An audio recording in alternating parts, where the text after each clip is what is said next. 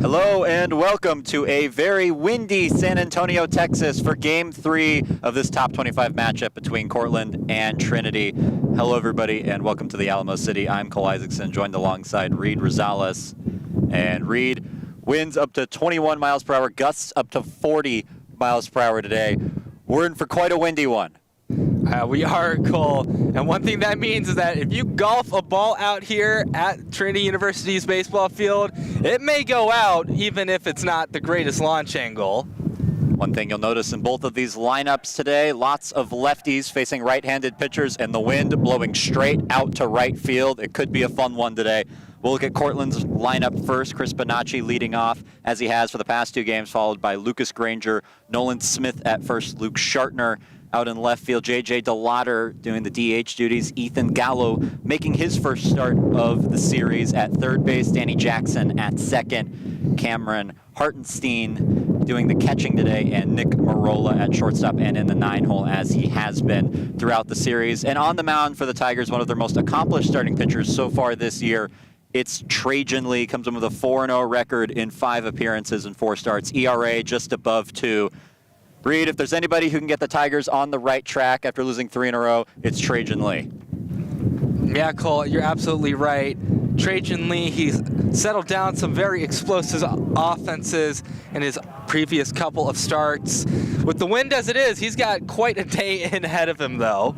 Probably wise for Lee to keep the ball on the ground. Cortland going to try and hit it in the air and pull it with their lefties. First pitch.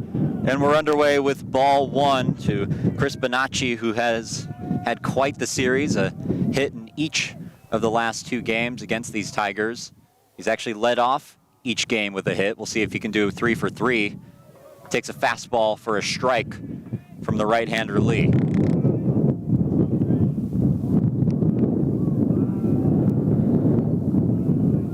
The 1-1. Fouled off 1-2. And Reed, this wind, we've seen it throughout our time here on the roof in San Antonio, but never this strong. It should be very, very interesting and will likely be the story of the game. Yeah, the wind caused some chaos in the McMurray series just a weekend ago. The 1-2 just misses low, 2-2. The wind was wild. We don't have a tent up here anymore. It was destroyed by other winds on a different day. It's just been a very windy week in San Antonio in general. Slowed down a little bit for some of our midweek games, but it is back in full force for the weekend. The 2-2 fouled off by Bonacci, and we'll do it again. The Red Dragons coming into Game 3 of this series with 2 impressive offensive efforts, 8 runs in last night's game, 11 runs in Game 1. Trying to follow it up. Pitch misses outside, and a great at-bat from Bonacci, showing why he's the leadoff hitter. Yeah, he's been sharp for every game so far for the Red Dragons. Nothing different here, Cole. He's got some great eyes. You see the center field camera blowing a little bit with the wind. 3-2, grounded to Lustina at second, who throws to first in time. And the first out recorded by Trajan Lee. Yeah, clean defensive play there from the Tigers. I think they're hoping to have their best defensive game in this series. And the bar is a couple errors right now, so with the handy Michael Lucina out there at second, I think they're looking for their more defensive second baseman. Lucas Granger up to the plate, a .310 hitter on the year. Has hit a home run in this series. Also has a hit in both games. Grounded to third, a nice play by Tinker. Throw across the diamond is in time. And Reed, the wind might be the story for today's game, but it's been the Tigers' defense the last week. So far, a good start for them. Yeah, you may not have seen it quite that well on the angle, but from where we were, Cole, we're kind of more directly looking down the third base line. Tinker had to put his arm in a very awkward position to field that ball. Super impressive from the third baseman. Nolan Smith, the first baseman, up. Takes strike 1. So far, 2 ground ball outs for the Tigers pitcher Trajan Lee. 4 errors in last night's game. You'd like to say it's an uncharacteristic performance, but as far as the last week goes, that's been the standard way it's been for this Trinity defense. They're going to have to change that if they want to keep winning games. They were 13-1 to start the year. They've dropped their last 3. Lee in a 1-1 count with Smith, who Golf swings it foul into the screen behind him. Head coach Tim Scannell goes out to collect the baseball.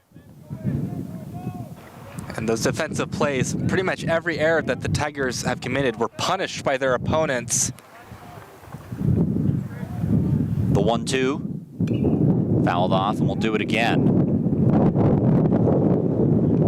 What makes those errors costly is if your opponent takes advantage of them. And unfortunately for the Tigers, in the case of Cortland and DeSales, they really did. Wind blowing strong left to right, the 1-2. Misses outside, 2-2. So far, 2 batters in, no hits for Cortland, but each batter has battled in the count. And Nolan Smith doing more of the same. Cortland electing to keep the top of their lineup exactly as it was. And if it ain't broke, don't fix it. The 2-2 outside, another 3-2 count. I'm trying to get him to chase, not biting. That breaking ball was a bit high, not the most enticing thing to swing at. The 3-2, 2 down in the inning. Grounded, Lustina has it in the outfield grass. Throw to first is in time. 3 ground ball outs, and maybe that'll inspire some confidence in this Trinity defense. We'll head to the bottom of the first. Tigers up to bat when we come back.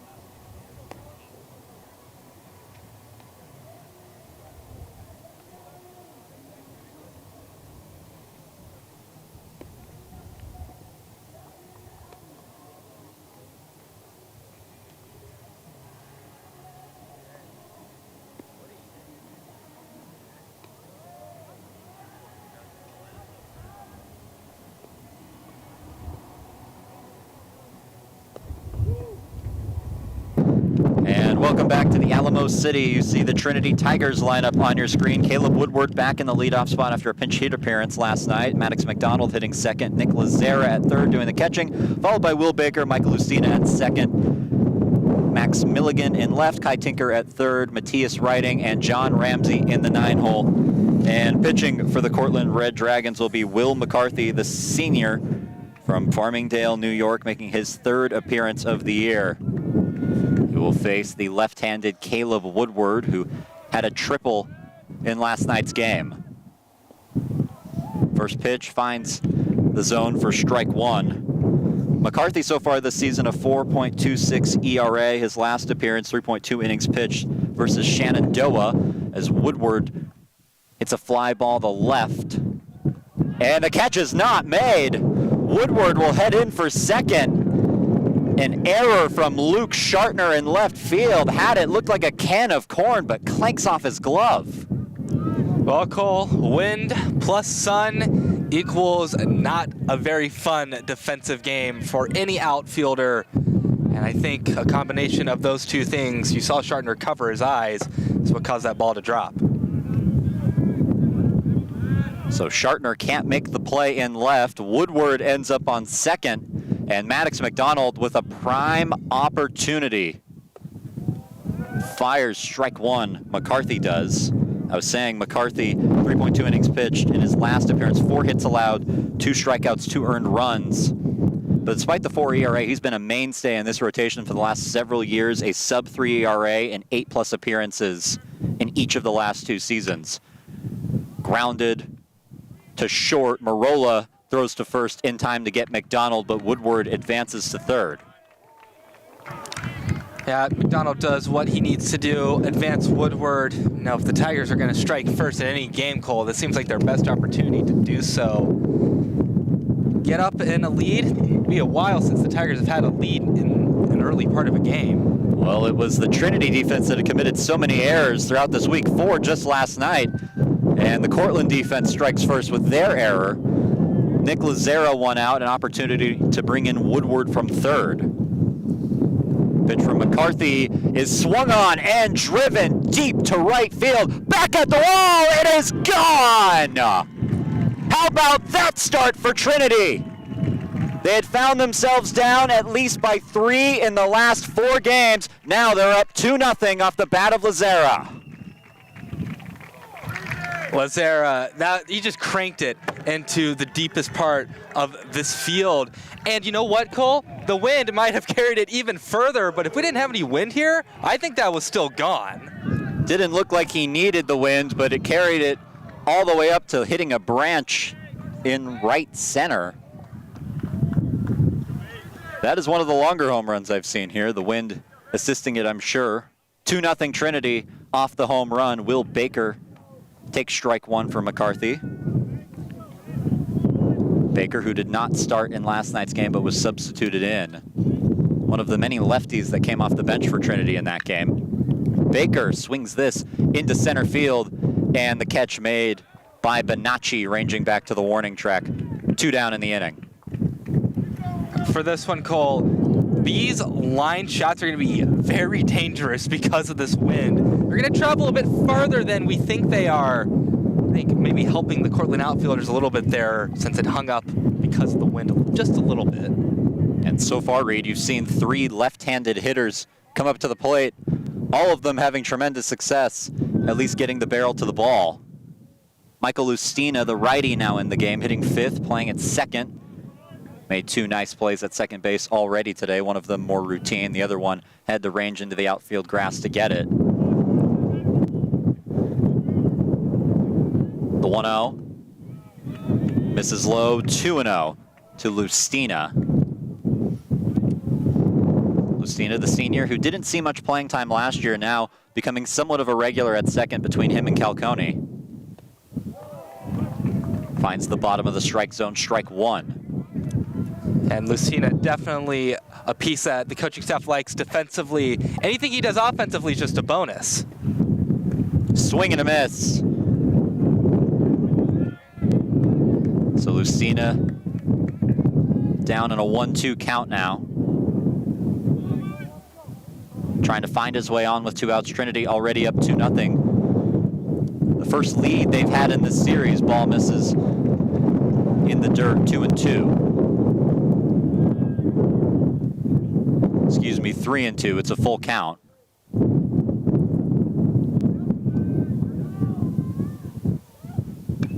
Foul ball, we'll do it again. It's good that Lustina is battling.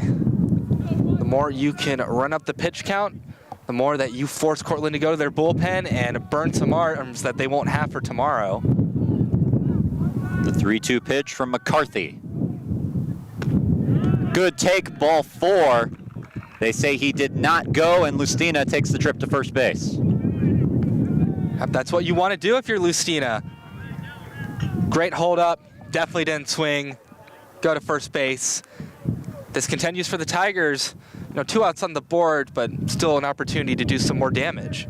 And now another opportunity for a left-handed hitter in this Trinity lineup. It'll be Max Milligan. First pitch to Milligan, away, ball 1. I did get confirmation on how much honey Max Milligan's family does move. 15 to 18 barrels of honey that weigh 600 pounds per truck. So that's a lot of honey for the beekeeper from Amarillo. That is a lot of honey. I'm sure a lot of free samples as well for the Milligan family. It's like a lifetime supply. You would assume. They check on Lustina at first, dives back safely. McCarthy's run into some trouble early on. Some of it, Tigers getting the barrel to the ball. Some of it the wind as well, and an unfortunate error from Luke Shartner in left field getting the party started. Lustina has to dive back, and he does so safely again. I think a bit of a refocusing by McCarthy. Thrown over to first base to check on Lustina. The 1-1 to Milligan. High, ball 2. And Cole, Max Milligan, I mean, we saw he has some pop in the bat as well. You can't take this outfielder without some very careful gloves on. Milligan hitting a home run on Tuesday against Nichols, his first of the season. The 2-1, chopped fair. McCarthy Fields underhand throw, gets away. Lustina heading in for third. The throw is high, and he is safe. So you would assume that'll go down as the second error of the inning for Cortland. The inning continues. Yeah, Cole, I mean, you're going to watch it here. He flips it over, but he flips it into Milligan. It's one of those unfortunate things. You can't throw it in the runner's lane because, you know, the runner is there. Allows an extra base and allows another opportunity for the Tigers. And now an early meeting. Trouble brewing here in San Antonio. Runners at the corners. 2 down in the inning. Already 2 runs surrendered. Kai Tinker will be due up. But Reed just trying to get McCarthy to settle down. We know he's been very good in the past. Trying to find a little bit of that old magic for the senior. Yeah, Cole, and you want to know what the interesting thing is? The Tigers only have 1 hit. That 1 hit, of course, that home run. But everything else, it has just been errors by the Red Dragons. Kind of a flip of the script, almost. How the turntables here in Texas. As it was the Tigers handing Cortland runs. That first inning, the error by Kai Tinker at third. All of those runs in the first inning from Cortland, 3 of them, all unearned against the pitcher Jake Beck at the time. Now Kai Tinker will come up to the plate with a chance to give his team a 3-0 lead. Runners at the corners, 2 down in the inning.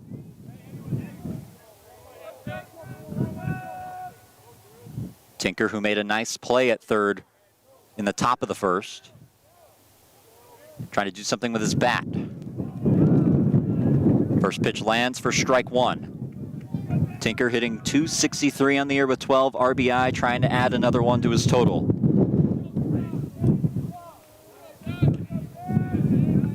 The 0-1 is lifted out into right field, back at the warning track, and the catch is made for out number 3. But Trinity gets their first lead of the series. It's 2-0 off the bat of Nick Lazera, a no-doubt home run.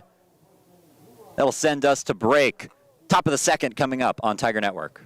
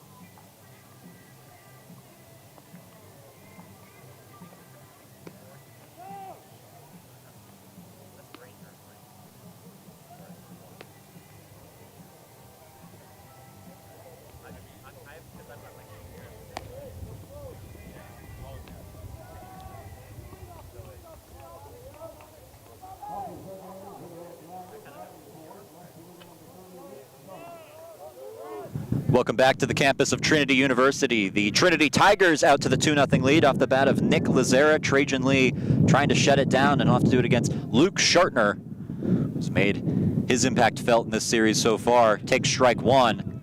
But unfortunately for Schartner, couldn't make a play in left field. Seemed pretty routine, but the combination of the wind and the sun led to the Tigers' first base runner that would have ultimately scored off the Lazera home run. Pitch misses, 1-1. It's one of those things, you step up to the plate wanting to kind of make up for that mistake. This is lined into right field, and it gets down all the way into the gap. Schartner headed for second. Ball gets lost for a second between the Trinity outfielders, and it's a leadoff double for Luke Schartner. And now he puts himself in scoring position, Cole. It's put into a good spot in the field for Schartner. And the Tigers out there just scrambling to try and find the ball. It gets past both of them for a little bit. That was Milligan and Woodward out there. Ball getting between them. Now Trajan Lee has to contend with J.J. DeLauder. First pitch fouled off. Strike one.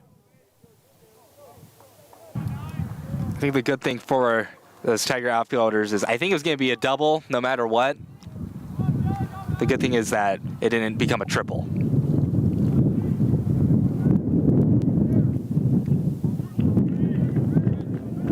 Fouled off and brings the count to 0-2.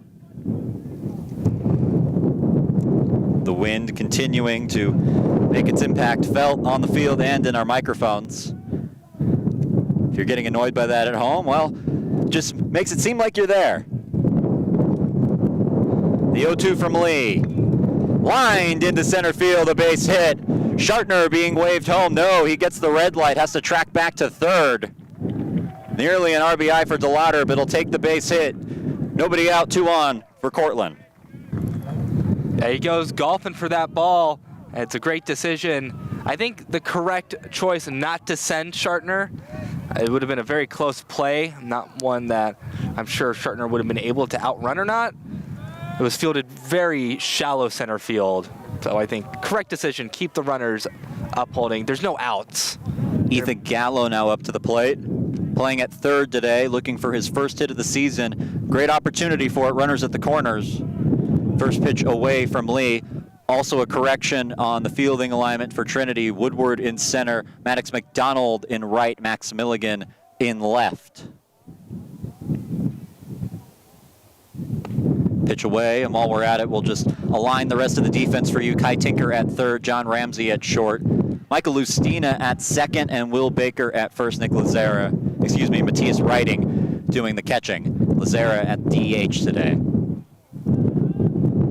The 2-0 pitch from Lee misses, ball 3, and the Trinity ace in danger of loading the bases with nobody out.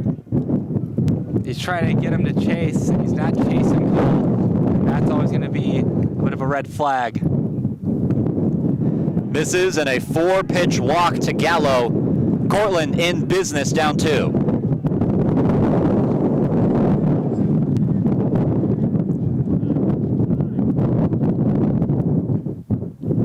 And time called. Danny Jackson due up with the bases loaded and nobody out. He'll have a quick meeting with his head coach, Joe Brown, about what to do in this situation. You would assume the message is don't strike out. Oh, last time Jackson was heading up into one of these situations, he was actually pinch hit for. But now so early on in the game, you don't want to pinch hit Danny Jackson before he even gets a plate appearance. Much different situation. Cortland finding themselves trailing for the first time in this series.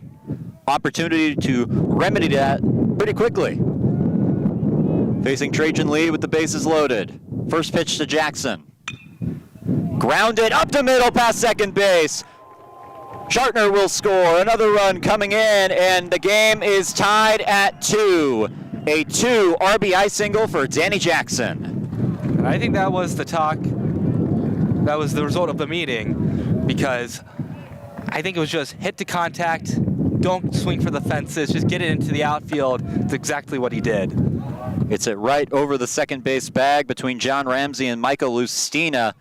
And this game is tied. Has to be deflating for the Tigers, who are reeling a little bit coming into this one.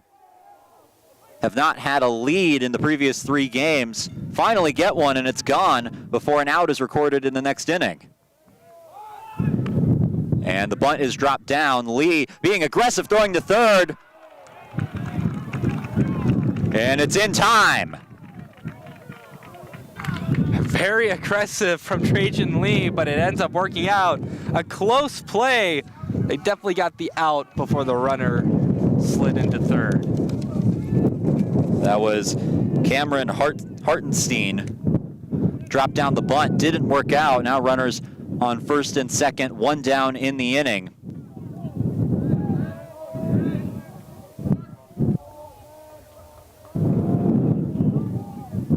Lee Lee still with work to do. Runner in scoring position. Swing and a miss from Marola. Marola, a .219 hitter on the year, but did hit a home run in game 1, showing his offensive capabilities. This game now tied at 2. Pitch way inside. Brings the count to 1-1. Yeah, for Trajan Lee, just got to settle in and calm down. It's a lot of pressure on the base paths, but you can't lose your head over it. Cortland starting to figure out the Tigers' ace. This is a fair ball, and Lee has to flip it in time. An unorthodox play by Trajan Lee, but he fields his position. Didn't look like it was going to get there in time for a second, but it does. Yep, definitely not a swing that Marola meant to do. And Trajan Lee is just chasing the ball for a good couple of seconds. And then he throws it up for Baker, able to seal the alley-oop. The runners do advance, 2 down in the inning. As we'll have a quick meeting. Trajan Lee has run into trouble so far in this game. So convene with his pitching coach Dave Smith and his catcher Matthias Riding. But what an unbelievable play. Almost a prayer. Just flipped it with his glove. It's hard to believe he had any idea where that was going to go. It hung up in the air for what it felt like 5 minutes before Baker was able to secure it before Marola got there. Yeah, it is quite miraculous that the ball found Will Baker's glove. I think this meeting also, just to check up on Trajan Lee, make sure he's okay, because he did take a tumble after making the flip. Don't want to have your ace going back on the mound with a tweaked ankle or potentially something more serious, but it seems like everything fine. You saw the check swing from Marola. It looked like it hit literally the knob of his bat. Just dribbled its way into the infield, and Lee had to go hunt it down. He did. And now hopefully, for Trinity's sake, 1 out away from getting out of this jam. Has to contend with the top of the order, though, and Chris Bonacci takes a strike at the bottom of the zone.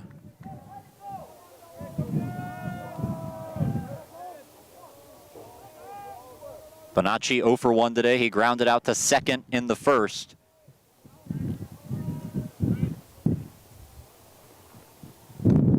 Pitch misses inside, 1-1, but Matthias Riding giving a nod of approval. He liked the spot.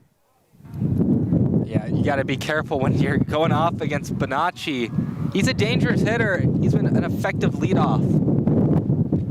Also a lefty, maybe an opportunity to pull the ball into right field. The 1-1. Foul ball, 1-2. Reed, we said gusts were up to 40 miles per hour. Looks like we're in one of those right now. Potentially well-timed for Bonacci if he can stay up at this pace. Blowing directly into right field at full strength. Now it calms down just a little bit. The 1-2. Swing and a miss. Foul tip into the glove of Riding, and Lee leaves some runners stranded, but Cortland strikes back, ties this game at 2. We'll head to the bottom of the second. Trinity's turn to respond.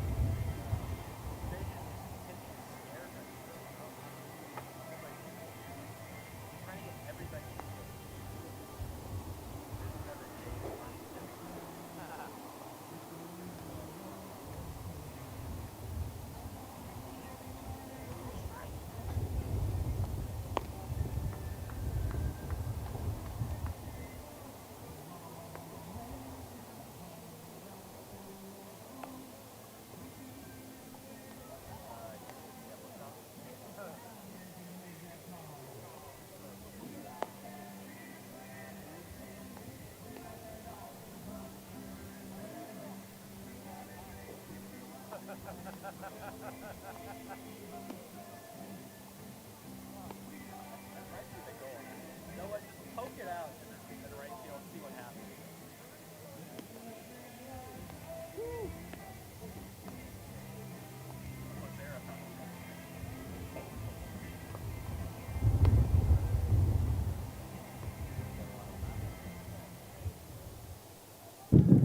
Welcome back to San Antonio. Tie game between Cortland and Trinity at 2. And leading off will be the 8-hitter for Trinity, Matthias Riding, taking over the catching duties today. Similar position to what you were saying with Michael Lustina. They love his defense. Anything offensively he can give, seen as a bonus. Swings at the first pitch for strike 1. Yeah, definitely near the bottom of this Tiger batting order. That rings true for a couple of players. Riding lines one into center field. And there's that added bonus, a leadoff knock for the catcher. And certainly a nice bonus to have, Cole. Almost got it. Cortland at shortstop, diving for it. Just barely can't make the play. But Matthias Riding on first base. And now John Ramsey, who found himself hitless in last night's game, comes up to the plate. You would think Cortland trying to sniff out the double play and erase the base runner who were able to turn one last night. Ramsey takes his first pitch away. Ball 1. It was pointed out to us by our executive producer that the flags in center field are blowing directly upward, something not directly upward, at an upward angle at the very least. Ramsey drops down a bunt. Throw from third is in time from Gallo, but the sacrifice is complete, runner advanced. Yeah, well laid down bunt. About as good as you can get. Ramsey just barely not able to run it out. It was a good throw from the third baseman. Caleb Woodward now up, reached on an error by the left fielder Shartner in the bottom of the first. But those flags in center field blowing at an upwards angle, something we don't usually see. Opportunity to lift the ball into right field, get it into the jet stream. First pitch just misses low, ball 1. McCarthy dealing with more traffic in this inning. Surrendered 2 in the bottom of the first. Pitch outside, 2-0. Yeah, what if McCarthy and Lee came out here and just went, really? When they saw the wind blowing as hard as it is. Woodward ahead, 2-0. Riding on second. Ball in the dirt, 3-0. Hartenstein lost it for a second, but able to recover it. But you have to think this is about as poor of a position that either of these right-handed pitchers could have been thrown into. Two lineups that have absolutely loaded with productive lefties and wind blowing directly into right field, primed for them to pull the ball. Yeah, Cole, you're absolutely right. And I think that's why they're being so careful with Woodward right now. The 3-0 outside, ball 4. And that'll put runners on first and second. Not the worst idea to walk Woodward there, as you would think that Riding is going to keep Woodward at first, when normally that's not a given. And Cole, I think they're thinking they might have a better chance against the next batter. You know, McDonald is not only a righty, but also he's been a bit cool in this series. McDonald held hitless in last night's game, struck out twice. Runners on first and second. Takes a pitch inside, strike 1. Probably a better matchup for McCarthy. Maybe trying to induce a double play. Trinity trying to avoid that. The go-ahead run on second base and Riding.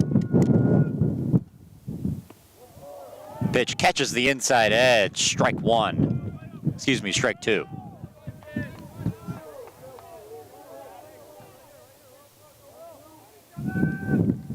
McDonald quickly behind, 0-2.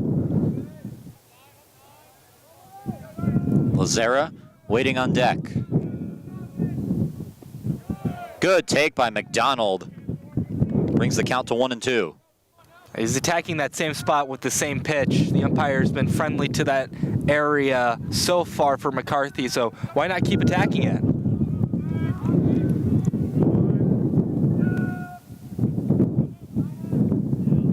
McCarthy ready. We'll see what he brings. Outside. Tried to get him to chase. Count even at 2-2. You'd think McDonald, after back-to-back lefty starters for Cortland, just thankful to see a righty on the mound. Yeah, and this is a Tiger lineup. Both those lefties were kind of brutal for the Tiger offense. McDonald ropes one into right field, a fair ball. Riding being waved around. Woodward gets the red light at third, but an RBI double for Maddox McDonald, and he's pumped up at second base. It's always exciting. You have a game yesterday where maybe not so hot. To get your team on the board yet again in another inning, get the lead back, and set up another dangerous bat. It's the best feeling in the world. And one of the most dangerous, at least recently, Nick Lazera, well over a 300 hitter. That average was about 330 just a couple of days ago, now up to 377. He's 1 for 1 today with a home run, and they're going to intentionally walk him. They want nothing to do with Nick Lazera, giving him the Barry Bonds treatment, and it will load the bases, putting the double play in order. Will Baker coming up. Yeah, that's just it's an offer that the Cortland pitching staff couldn't refuse. Open base, hand it over to Lazera. So we'll see how Will Baker takes that. They said, we want to face you instead, with only 1 out and the bases loaded. Another lefty coming up to the plate. Pitch catches the outside part of the zone, strike 1.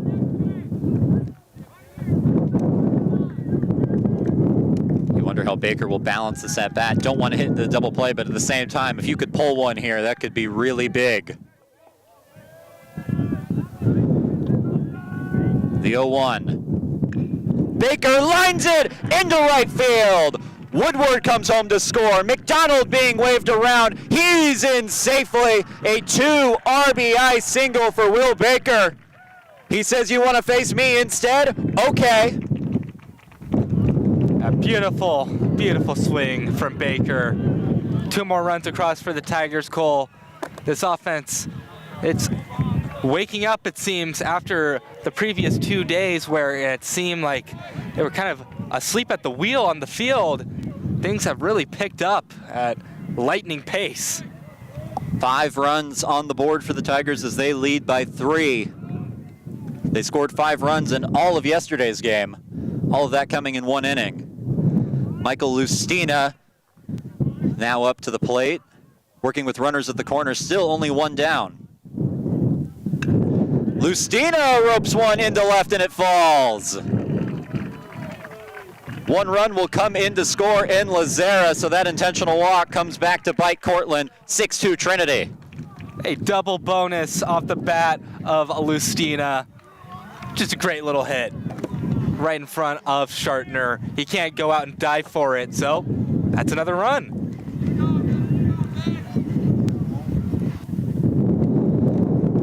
Now a quick meeting with McCarthy. You wonder how long the leash is. He's already been hit around for 6 runs in this game. Still has only recorded 4 outs. No visit from the coaching staff from Cortland yet.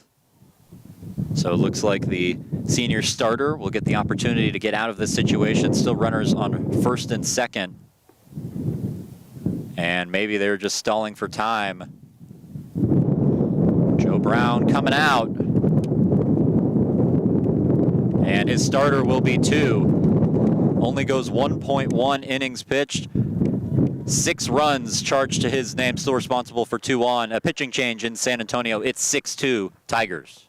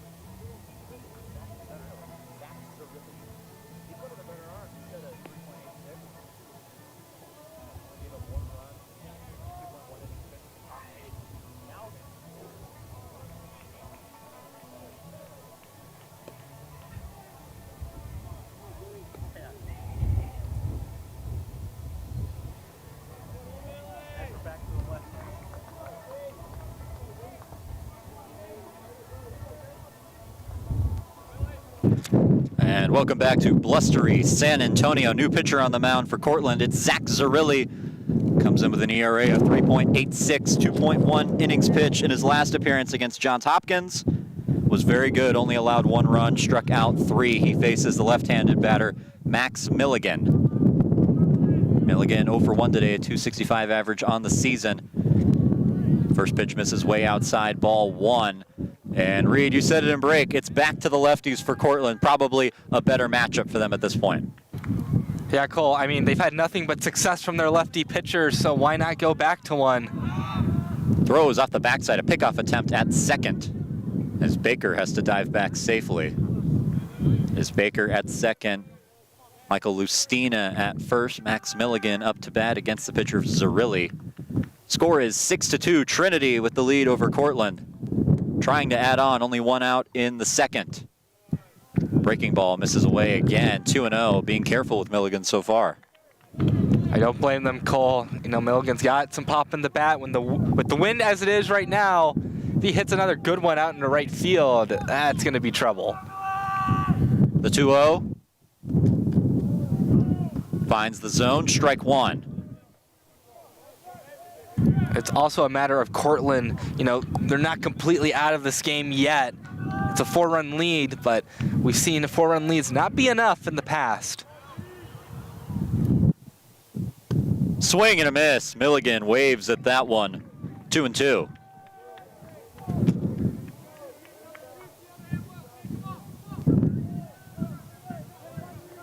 Max Milligan trying to add on to this Trinity lead, an inning that's already seen 4 runs. Outside, a good take, gets away for a second, but Hartenstein able to collect it and keep the runners from advancing. And that's the most important thing he could have done, Cole, because that keeps the double play on the table.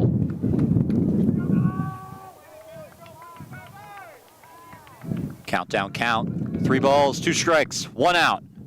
Swing and a miss, strike 3. And a big strikeout from Zerilli, battles back from 2-0. A great job. That's a good final pitch to Milligan. You see it, gets him on the inside breaker. Great location. It's the toughest place to try and hit a ball when you're the batter. Now an opportunity for third baseman Kai Tinker, 0 for 1 today. Trying to extend the inning with 2 outs. Ball high, brings the count to 1-0.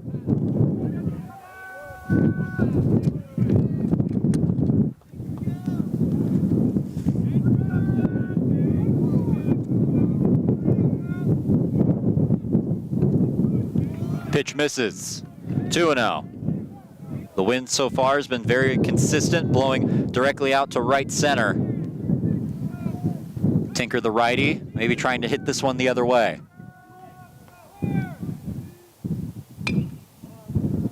Pops it up. Will there be a play? It looks like no, and there will not be as it finds its way into the Cortland bullpen.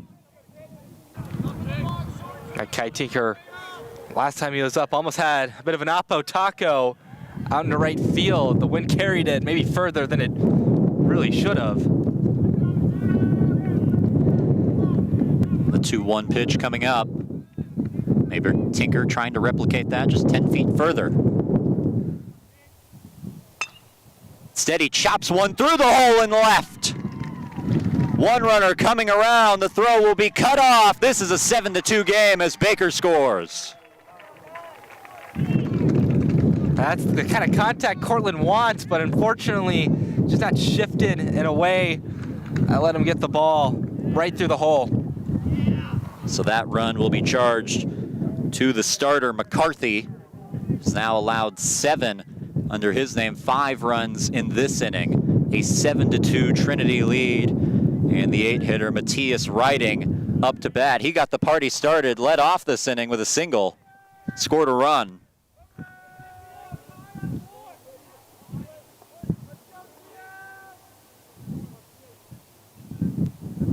First pitch high. Hartenstein thought about throwing to first, but nobody was there covering. Now, Reed, I'm not scoring this game because of the wind. I'm afraid the paper's going to blow away. Probably a good thing, because I would have had to adjust it now that 10 batters have come up to the plate in this inning for Trinity.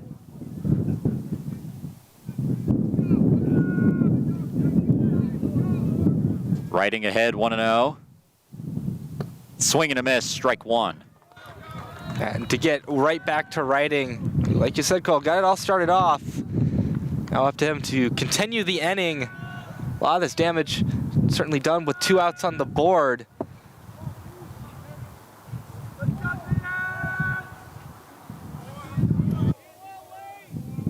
Riding, trying to extend it. Foul tip into the catcher's glove. Throw to first, not in time. Tinker able to get back.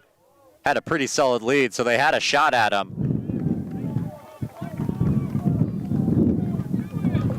They're trying to get another hit for Matthias Riding. Runner in scoring position this time. He was the one who sparked this entire inning. Lustina at second. Tinker at first. 1-2. Popped up onto the roof of the Bell Center. 1, 2, 3, and we lost it. Not a record breaker. For those of you who are just tuning in and have no idea what I just did, we count the hops of the foul balls that make their way onto the roof. The record is 7 hops. We're waiting to see if it's even physically possible to beat that. 2 have done it. The 1-2, not yet.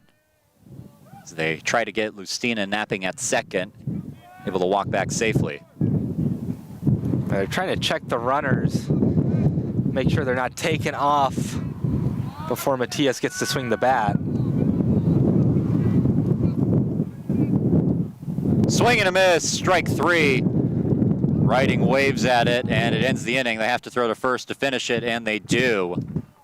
But Trinity doing damage early. 7 runs so far through 2, 5 in the bottom of the second. We'll head to the top of the third. Tigers up 5 in this one.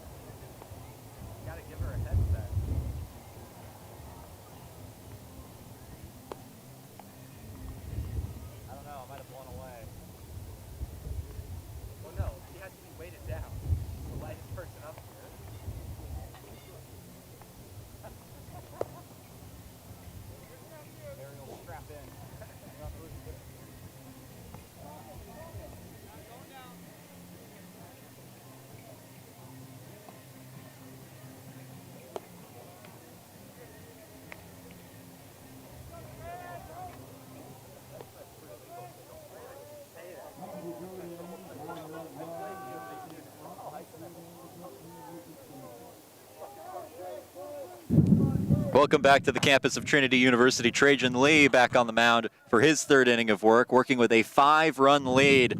Trinity up 7-2. First pitch rides inside and hits the batter. That's Lucas Granger, who works his way to first, and not the way you wanted to start things if you're Trajan Lee now with this new lead. No, you're right, Cole. It's just trouble with command today for Trajan Lee. Very uncharacteristic for the Tiger ace. Lee now working against Nolan Smith, who hits one high and deep to left field. Milligan camps under it and makes the catch for out number 1. You would think if you're going to surrender anything in the air, you want to do it that way instead of to right. That's what Trajan Lee does there. Yeah, it was a very similar play to what we saw Shartner have a bit earlier in this game. Milligan able to make the catch, though. Speaking of Shartner, here he is. 1 for 1 today, a .340 average on the season. And he floats one into center field. Woodward charging in and makes the catch. So after the hit by pitch, 2 quick outs for Trajan Lee. A great bounce back from Trajan Lee. You know, solid contact from the Red Dragons. They're just not hitting it out into right field. If they get into left or center, you'll take that. Right? Probably something to avoid today if you're Trajan Lee. First pitch in the dirt. Good block by Riding to keep it in front of him. Lee facing J.J. DeLauder. 1-for-1 today. Trying to extend the inning for Cortland. The Red Dragons were able to match the runs the Tigers put up in the bottom of the first, responding the 2-run inning with 2 of their own as DeLauder drives this one deep. Back. It's gone. J.J. DeLauder puts 2 on the board and makes this a 7-4 game. We said it, Cole. You're in right field. There's a very good chance it's getting out of here. DeLauder definitely proved that point. He crushes it. It was a no-doubter off the bat. I think anything in the right field is probably going to be a no-doubter off the bat. The pitch from Lee, that is where you want it as a batter. Well, Reed, we didn't want to promise home runs today, similar to how a Safari guide never wants to promise lions, but we felt there was a pretty good chance, and so far, that's been the case. Ethan Gallo up to the plate now. Gallo still looking for his first hit of the season. The base is now cleared with 2 down. Cortland a little bit closer, a 3-run game. Lifts it foul over the Trinity bullpen and on top of the batting cages in left. That was the first home run of the season for J.J. DeLauder, and probably ideal conditions to do it. As I wouldn't be surprised if we see a few more home runs through the course of this game. Lee yanks that one for ball 2 at the feet of Gallo. Yeah, the wind is just, it's making itself a presence on the field once again. Pitch in a similar spot. Count is now 2-1, excuse me. Well, the umpire just flashed 3-1, so I may have been right the first time, actually. The scoreboard now is updated. Pitch outside, ball 4. And Cortland starting to get something done with 2 down. Lee had recorded 2 outs pretty quickly, but now all of a sudden the Red Dragons reaching base. Yeah, it's, again, that issue of command. Trajan Lee has just not really been spotting his pitches very well today. Danny Jackson up to the plate, the junior. His 2 RBIs were the only 2 runs for a little bit until J.J. DeLauder decided to change things.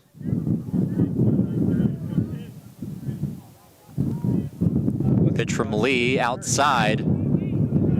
He'll bring it to ball 2. Lee working against the bottom of this Red Dragons order. A game that's already been fruitful with runs. 7-4. Trinity has the lead in the 3rd. We got a long way to go. This promises to be an exciting one so far. Pitch misses high. And Lee in danger of back-to-back walks.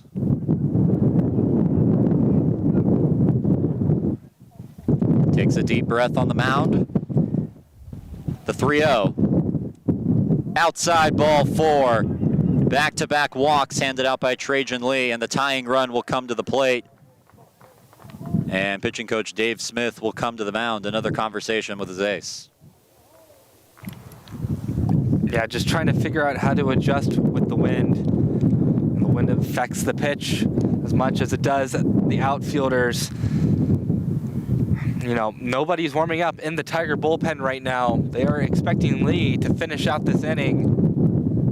You know, came in with a good lead, but if the command doesn't tighten up or weak contact doesn't get drawn, it's going to be gone in an instant. Hits are currently 6-4 in favor of the Tigers, but 2 errors by the Red Dragons still loom large. Dave Smith and Tim Scannell still rolling with Trajan Lee. We saw a similar situation against McMurray last weekend. Ran into some trouble in the 2nd. They stuck with him, and Lee delivered a strong performance against the Warhawks a week ago. Now we'll face the catcher, Cameron Hartenstein, the senior from Connecticut, one of the few members of this Red Dragons team not from the state of New York. Lee fires a strike, 0-1.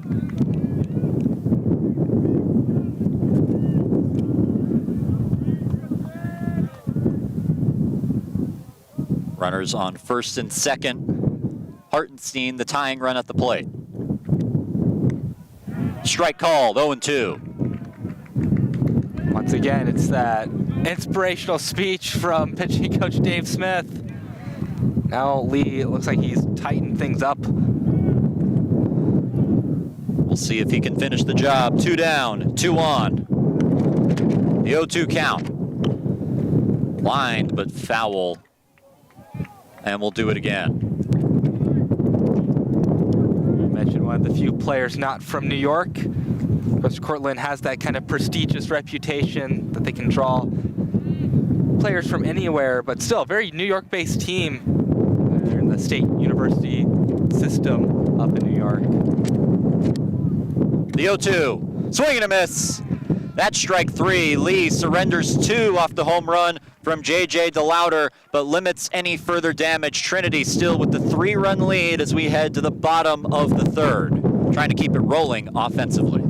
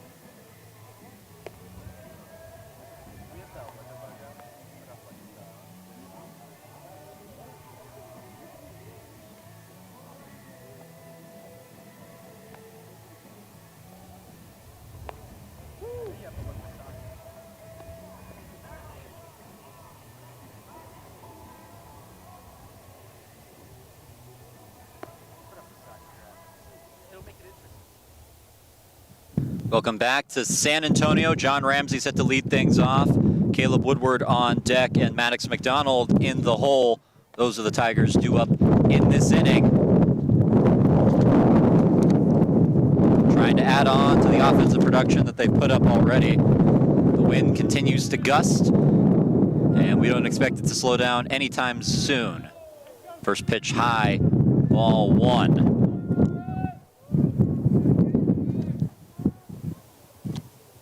Ramsey, in his only plate appearance, a sacrifice bunt, will now presumably be swinging the bat normally. As he lifts it into center field, Bonacci camps under it and makes the catch for out number 1. A quick first out for Zarilla. No, I don't blame Ramsey for swinging at a pitch like that. It was in a good part of the zone. Just got under it too much. Good first out. So Caleb Woodward will come up to the plate. Woodward 0 for 1 today. 283 hitter on the year. And the leadoff hitter for Trinity. Takes a pitch away, ball 1. Facing Zerilli for the first time. The junior from Farmingdale, New York. Lefty on lefty matchup. Pitch finds the outside of the zone, strike 1. Reed, it seems that in terms of home plate umpiring, that outside part of the zone to lefties is being very generous today. This one a little too outside, 2-1. Yeah, it's always a key aspect of the game, Cole. Find out what the strike zone exactly looks like for your particular umpire and strike that zone. Swing and a miss, 2-2. And once again, it's just lefties dominating the Tiger lineup. It's kind of gone a little cooled down ever since Zerilli's come in. Swing and a miss. Woodward waves at that one. Another strikeout for Zerilli, and quickly 2 outs on the board. Yeah, this pitch from Zerilli, it's nasty, off the table. Woodward has a very long swing, but nowhere near to hitting it. Now Maddox McDonald up to the plate, 1 for 2 today. Takes a pitch high, ball 1. McDonald, a righty hitter, but he struggled against lefties in this series, as has the rest of the Tigers lineup. Takes a strike, 1-1.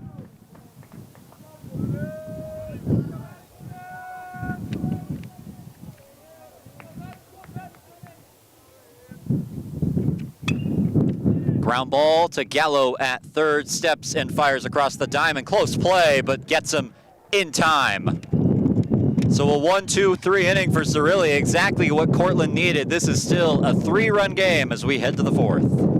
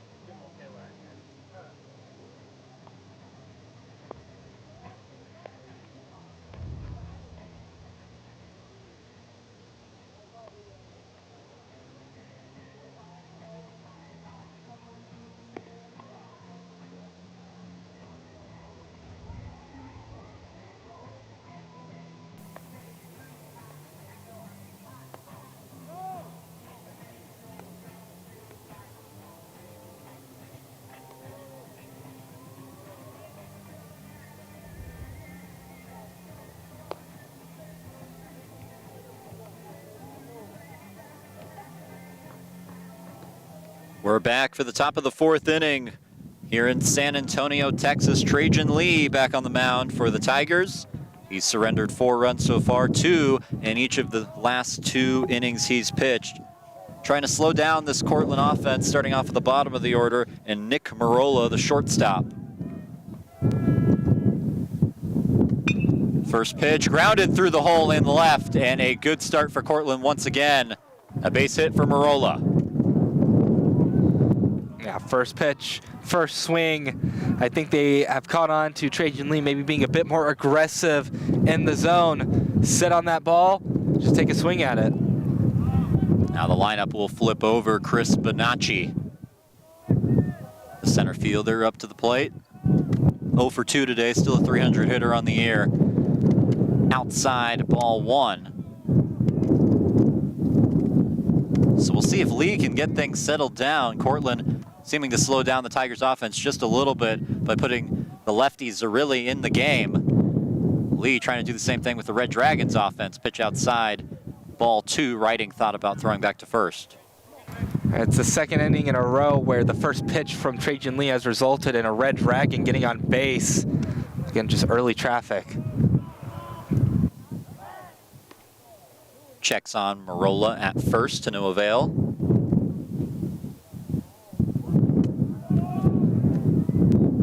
It's interesting to watch the shadows move across the field. Shows you how strong this wind is. A cloud will pass by the sun and then go away in about a second. Strike called brings the count to 2-1.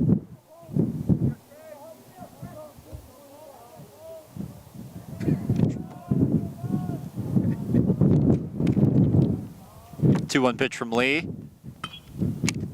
Fouled off by Bonacci. Out of play. Just battle any way you can if you're Bonacci. Trajan Lee, he's been a bit more aggressive. Messages passed along between batters about trying to figure him out. Checks on Marola at first again, who's bluffed like he's going to run a few times. We'll see if he actually does at any point in this at-bat. Count at 2-2. Bonacci, who's recorded a hit in each of the last 2 games against Trinity, trying to make it 3 for 3.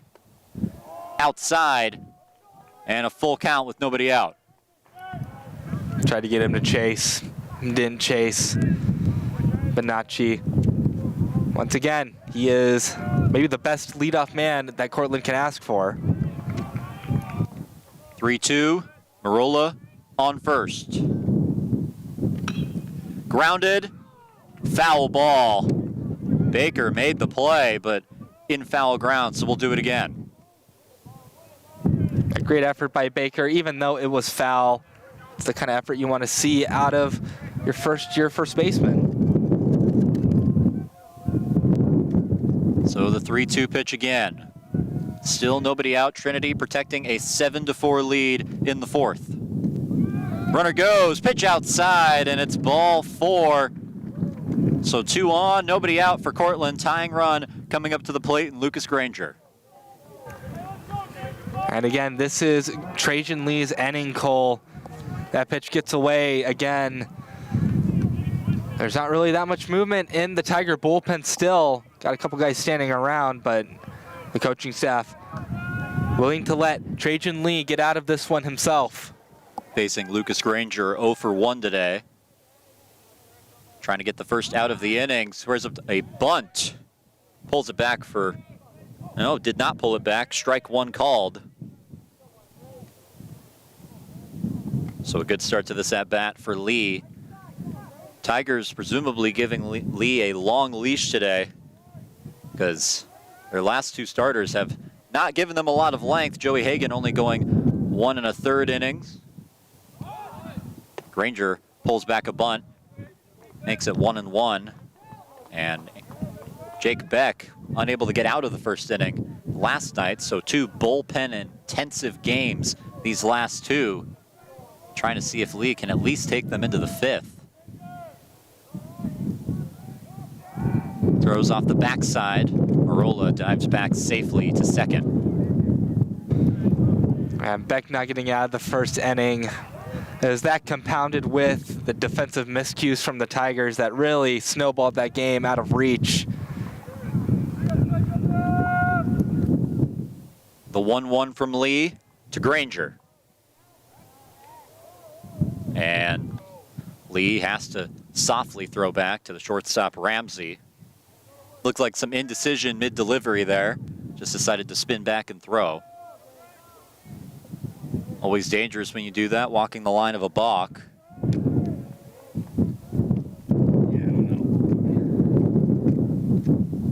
The 1-1, high, 2-1. Lee just trying to find the zone here. He's gotten run support unlike previous Trinity pitchers, and his defense has been good at least so far to this point. Just trying to find the zone and take control of this game.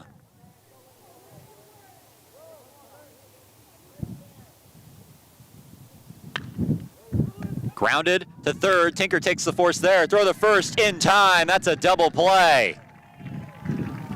Very fortunate outcome for Trajan Lee that the ground ball goes right to Kai Tinker. Not the most conventional double play, but a double play nonetheless. So the 5-3 double play. Lee only dealing with a runner on second, 2 down in the inning now. That changes the complexion of things. Nolan Smith up to bat. Smith, the lefty. Very dangerous hitter, hitting third for Cortland. Big swing and a foul ball. Brings the count to 0-1. And that was a dangerous throw to Trajan Lee. Had to stagger off the mound to get that. Could have been trouble. Hey, Trajan Lee made the play, though. He caught it. He is fielding his position quite well today so far.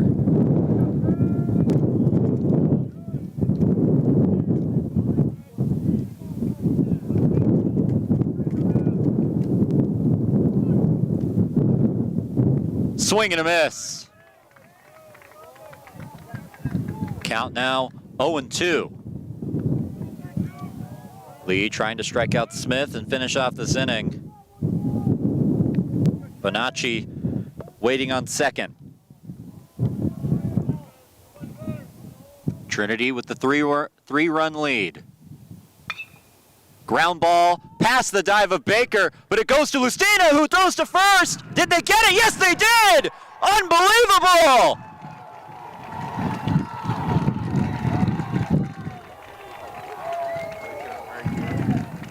What a way for the Tigers to get out of the inning, and what a way to send us to break. The 3-4-1.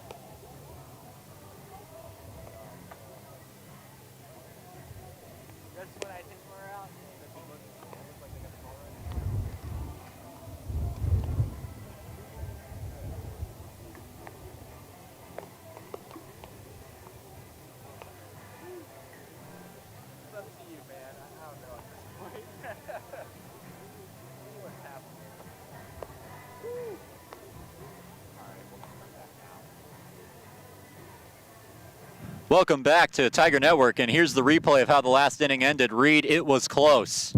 It was close, Cole. I think the contention that Cortland had was they didn't think Lee had full possession of the ball, and when he did, he was off the bag. But just on its face, it looks like Lee did have it before the Cortland runner slid. There was a lot of contention during the break. Coach Joe Brown being warned for the third time in 3 games. Had some issues with that call, but an unbelievable defensive play. Nick Lazera in the box for Trinity. 1 for 1 today with the home run. Takes ball 1. He was also intentionally walked and came around to score in the bottom of the second.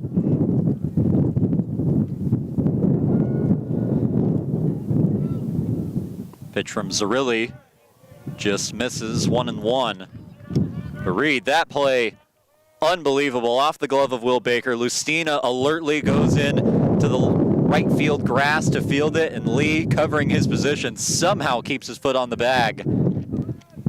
What a crazy set of circumstances.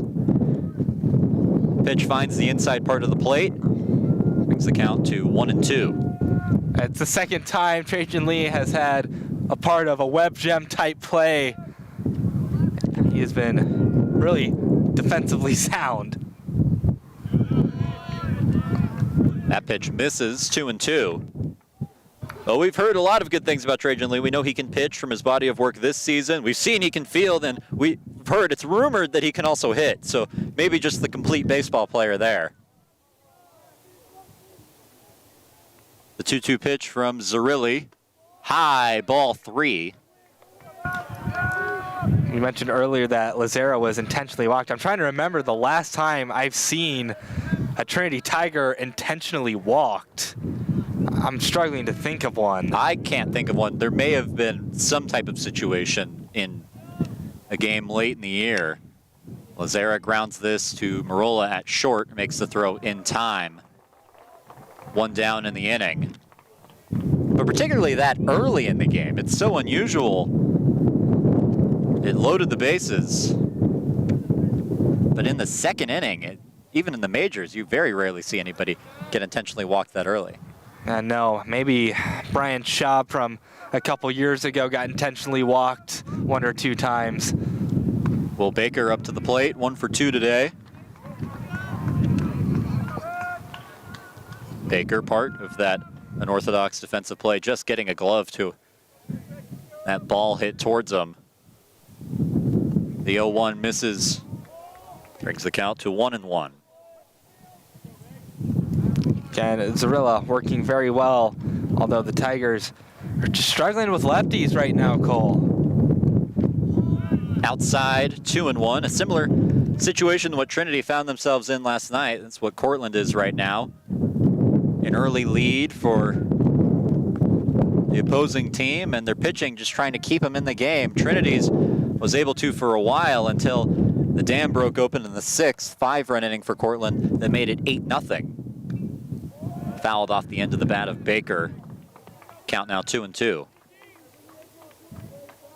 And maybe that moment of the bats coming alive a little bit has helped in the start of this game. Close pitch, no call. Now a full count.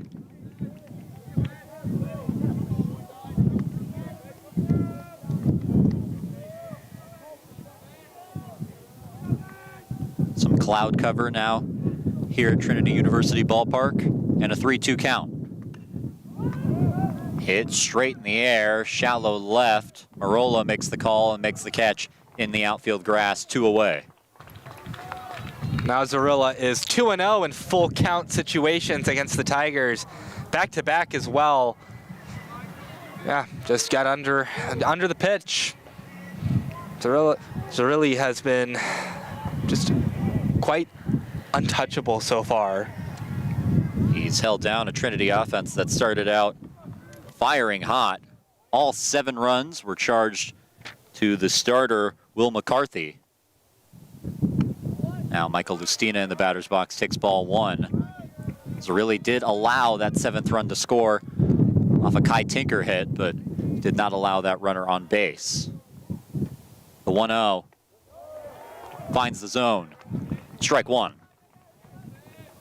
But this is something that the Tigers have to come through and break through and start hitting, because you're going to see some good lefties throughout the year. Swing and a miss. Lustina ahead of that, and it's 1-2. Zarilla going for a 1-2-3 inning, keeping his Red Dragons in this game.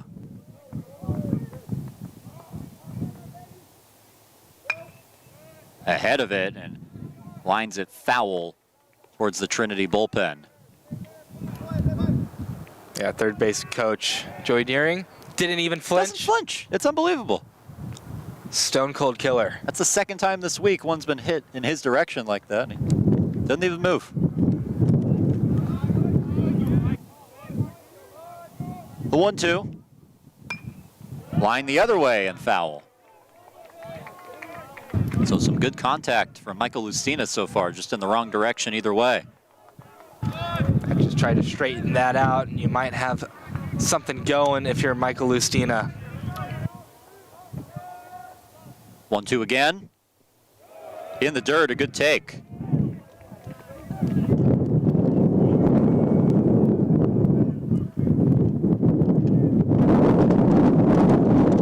And that is probably the largest gust of wind we've gotten to this point. 2-2, blowing directly out into right field. Inside, 3-2, and another full count. So all 3 Trinity batters have gotten into this position in this inning. Lustina trying to be the first to make his way on.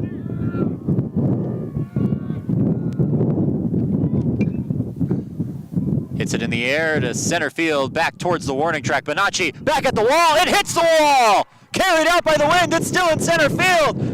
Lustina hustles in for third, slides in safely, a wind-aided triple with 2 down in the inning. Wow, Cole. Off the bat, I thought it was a can of corn, but then it kept carrying and carrying and carrying. Didn't quite carry out, but the wind making itself known once again. Lustina gets to third base. Tigers have another opportunity to scratch across a run. And now Max Milligan, the lefty, up to the plate. 2 down, runner on third. Takes a strike, 0-1.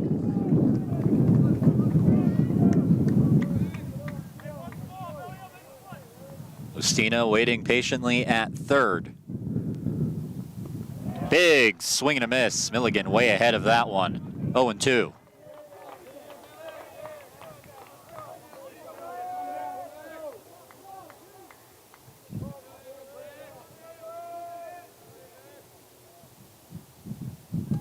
Did he go? Yes, he did. A 3-pitch strikeout for Max Milligan. And Zerilli gets out of the inning, leaving Lustina stranded at third. This is still a 3-run game. We'll head to the top of the 5th in San Antonio, 7-4. Tigers have the lead.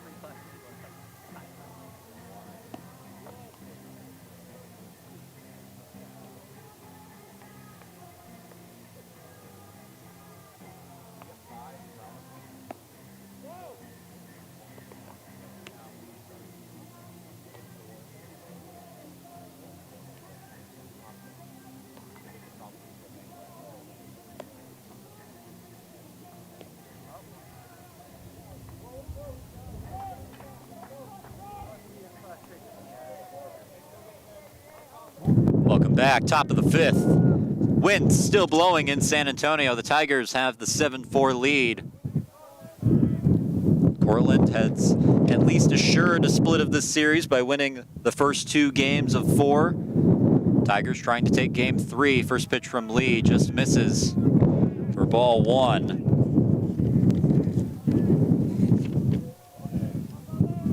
Lee facing the cleanup hitter, Luke Shartner. Pitch misses inside. Count now 2-0. Last time Shartner was up, he led off the 3rd inning and was hit by a pitch. Chopper to 3rd. Nice play by Tinker. Throws in time. So after the error last night, Kai Tinker looking sharp at 3rd base. That was another tough play. Bouncer.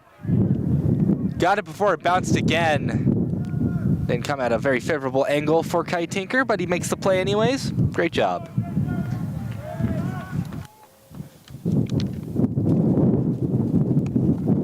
First pitch, a strike to J.J. DeLauder. Last time DeLauder was up, he hit a 2-run homer into right field. You guessed it. DeLauder 2 for 2 today. The 0-1. Finds the zone, strike 2. So a good start for Trajan Lee in this at-bat. He struggled with control so far today, trying to rein it in.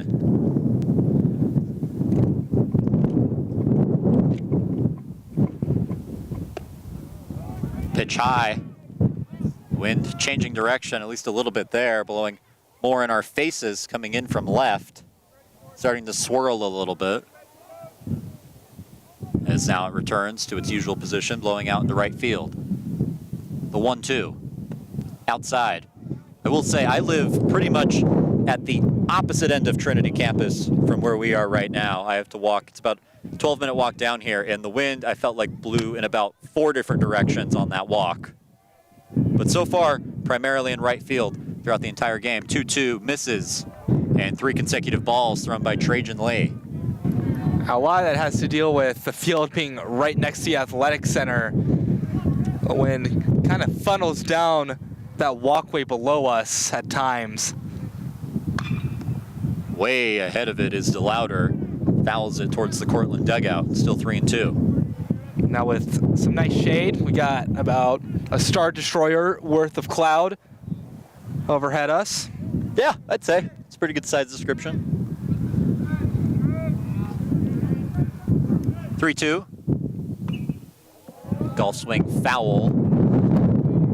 Lifted into Kings Court behind Trinity Ballpark.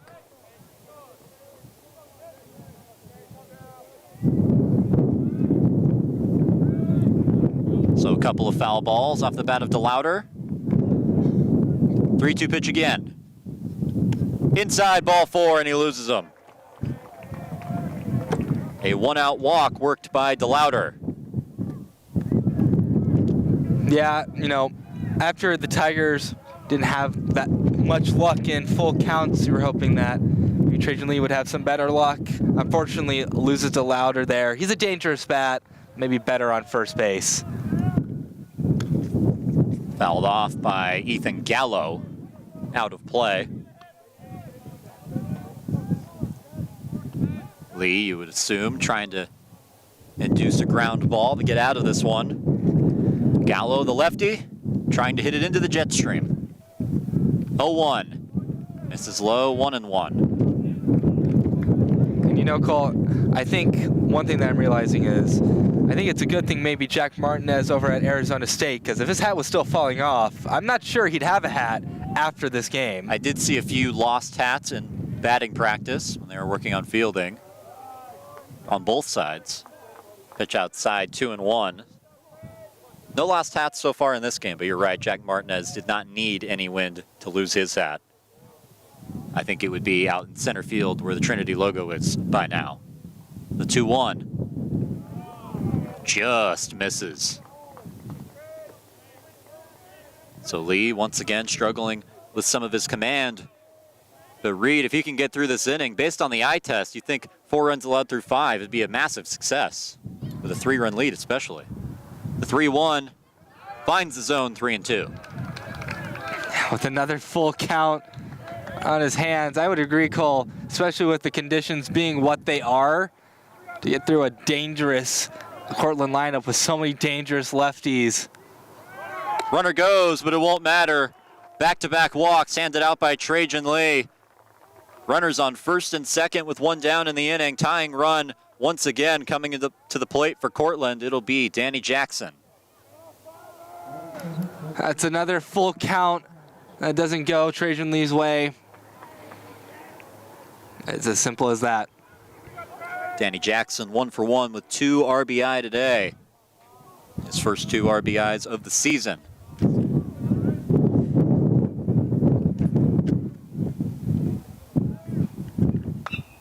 Way ahead of that pitch. Fouls it off towards his own dugout. Yeah, and they are trusting in Trajan Lee to get out of this. Still no movement in the Tiger bullpen. It is Trajan Lee's game. Lee has worked around traffic all day, trying to do it again in the 5th. Pitch misses, 1-1.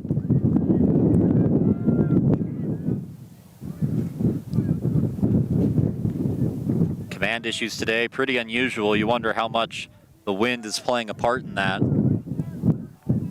Still trying to figure it out. It doesn't help that it's constantly changing levels. Fouled off into the screen, 1-2. Right now, much calmer, but you would assume in a few seconds another gust will come in, and here it is. You summoned it, Cole. The 1-2 from Lee. Trying to work out of yet another jam. Swing and a miss. That's strike 3. Jackson goes down swinging, and there's 2 away. Reed, I'd give that one a sword. Yeah, I would agree, Cole. High breaking ball. Jackson went waving at it. Maybe he thought he was going to break a little more. I wasn't sure that was the intended location for Trajan Lee, but either way, it gets a strikeout. For those of you who aren't familiar with the sword, that's a new stat that MLB has come up with. It measures whether a hitter is essentially just swinging with their arms, not putting their body into it. It essentially means that they were fooled by the pitch. So Lee with 2 down in the inning. Now a pinch hitter, Adam Michkowski, coming into the game. Started a designated hitter last night. Cortland opting to go with a righty.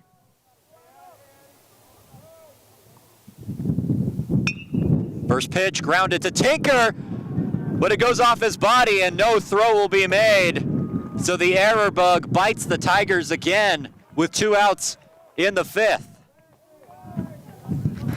Yeah, Cole, it's a play that just eats up Kai Tinker. It had some velocity off the bat, but it's a play that you're hoping Kai Tinker can make. Unfortunately, the inning will continue.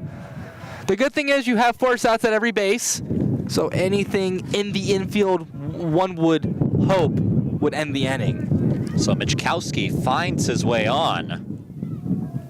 And now the bottom of the order up for the Dragons. Marola, the shortstop, has a hit in this game. First pitch lands for a strike, a breaking ball from Lee. That was his 90th pitch of his outing. We know from past experience with Joseph Chavana and Jackson Tier that these Tigers will throw a lot of pitches and Dave Smith will let them do it. So Lee approaches the century mark. The 0-1. Misses with the breaking ball, 1-1.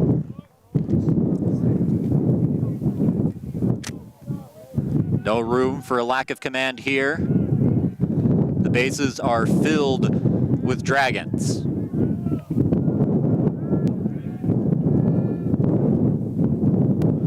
1-1. Good check swing from Marola, 2-1. A really good check swing. Changes the entire relationship this at-bat has right now, being up 2-1 rather than down 1-2. Lee trying to summon something. There is some action in the bullpen. You would think this might be his last inning. Foul ball, 2-2. Cole, the tension is rising on the field. A lot of people, I bet, can feel right now that this is probably the most important at-bat of the game so far.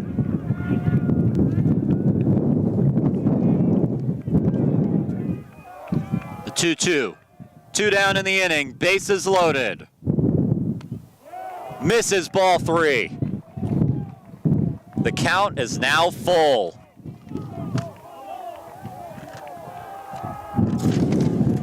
Nick Marola battling with Trajan Lee. If bases loaded is ducks on the pond, this is Dragons in the castle. Bases loaded, full count. Runners will be off. Got him, strike 3! Lee gets him looking, pounds his chest on his way back to the dugout.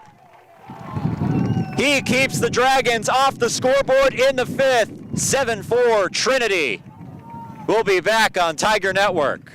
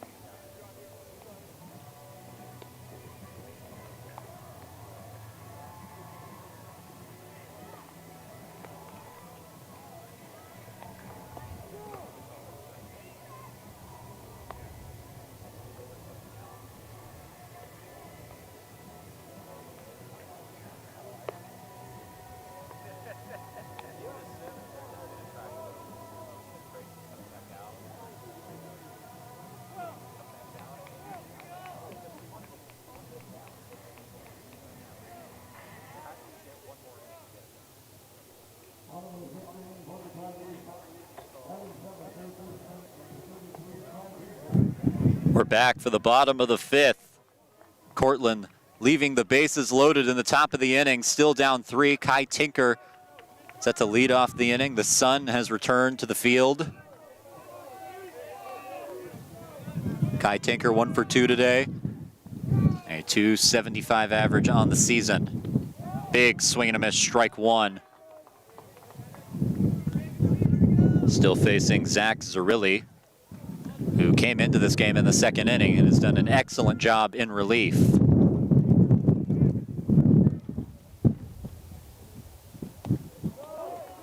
Strike called.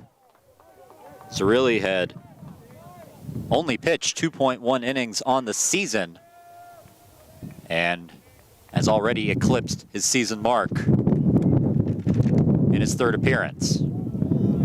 Pitch outside, evens the count at 1 on Tinker. Excuse me, 1-2.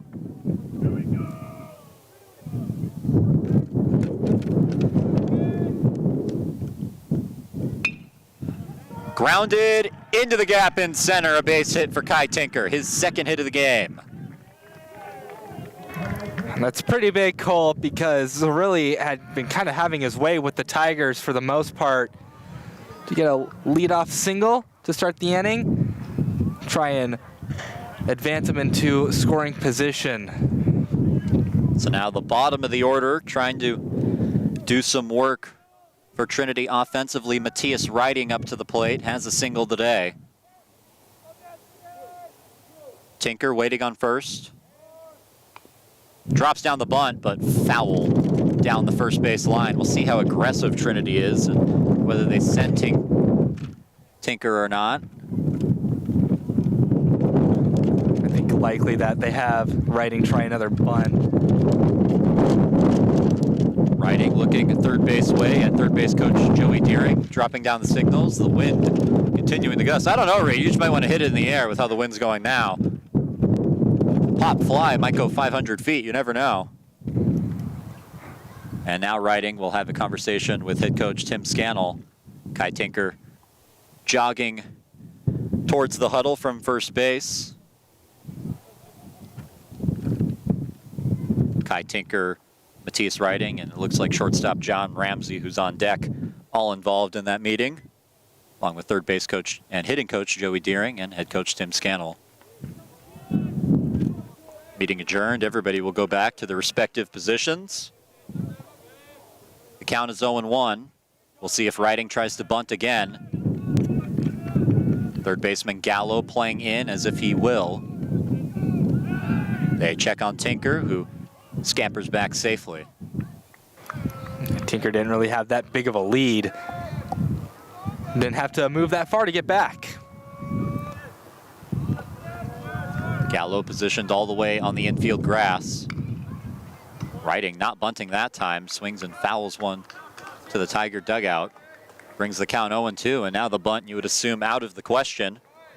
Third baseman Gallo backing up to his normal position on the dirt. So now the other option you would assume is whether they send Tinker or not. Swing and a miss, that's strike 3. And Riding goes down on 3 pitches. Yeah, they get rid of Riding very quickly, maybe revealing the hand too early with the swing on that second pitch. Breaking ball wipes away Matthias Riding. John Ramsey up to the plate. Hitless in this one, though does have a sacrifice bunt. See if he tries again. Swinging, and that might act as a swinging bunt. Gallo will throw to first in time, and they get Ramsey, but Tinker able to go to second.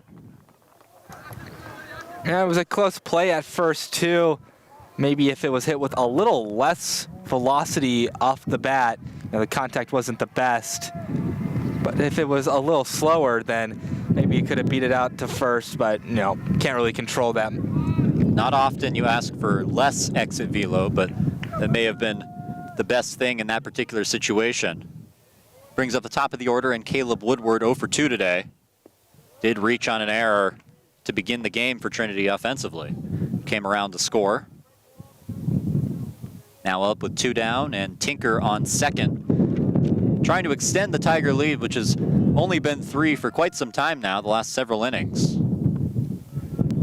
Breaking ball misses outside, 2-0. Trinity has been held off the scoreboard in the last 2 frames and flirting with not scoring in a 3rd consecutive inning.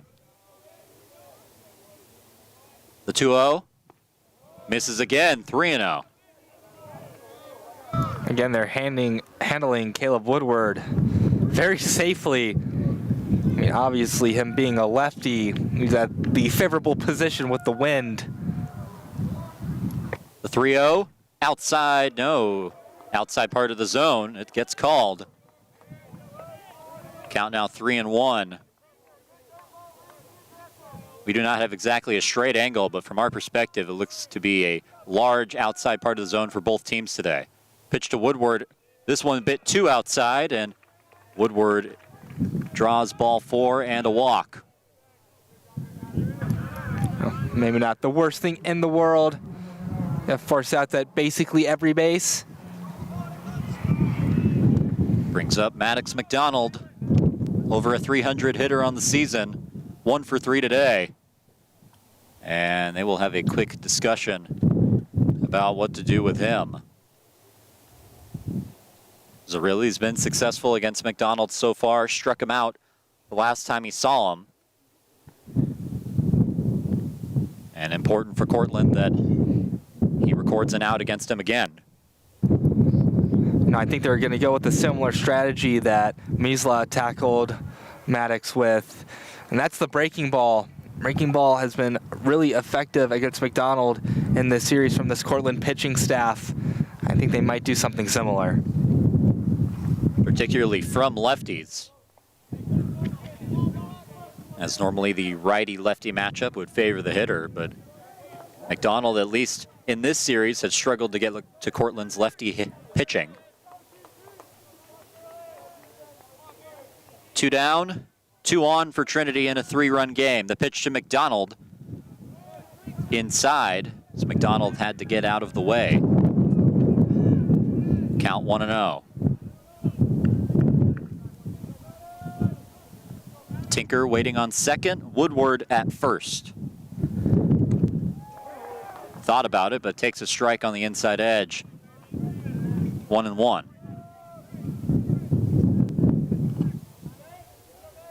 McDonald trying to come through for Trinity and extend the lead, as you get the feeling this is far from safe given the weather.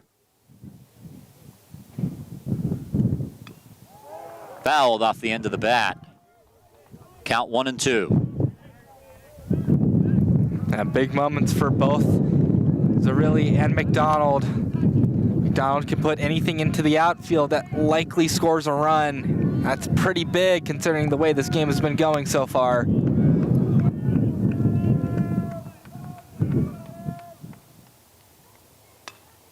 McDonald lifts this to left, carrying back over the head of Shartner at the warning track.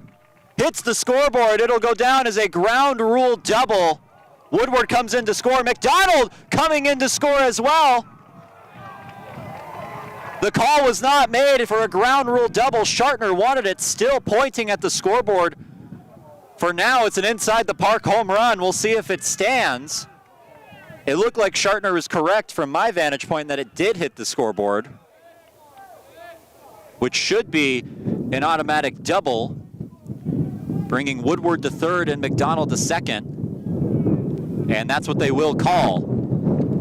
Either way, 1 run will come in to score for Trinity. It's 8-4. Yeah, we'll see it on the replay here. Good swing by McDonald, maybe the wind assisting, and yeah, that definitely hit off of the bottom part of the sign. But, you know, runners in scoring position still. A run comes in to score. Ground rule double. That's not too shabby, I would say. The scoreboard not counted as in play, so if you hit a fly ball and it hits it, it's a home run. And if you hit a wall ball double and it bounces up, that is a ground rule double out of play. And now an opportunity for Nick Lazera. Pitch inside, ball 1. Reed, if they walked him in the bottom of the second. You think this, with the base open, would be an opportune time to walk him again. But now Lazera batting as a righty, so maybe that much is enough to change their perspective. Popped up over our heads. 1, 2, 3, 4, 5. Looked like it could have been good read. Yeah, it did, Cole. And now they will send him in a 1-1 count. Lazaro intentionally walked for the second time today. That will fill the bases with Tigers and bring up Will Baker. Interesting from Cortland. You know, you throw a couple pitches to him, like, you know what? Actually, let's deal with the next guy. So Will Baker, the last time he was in this situation, made them pay with a base hit. We'll see what he can do here. First pitch from Zerilli outside, 1-0. The entire top of the order on for Trinity. Woodward at first, McDonald at second, Lazera, who was just intentionally walked, at third.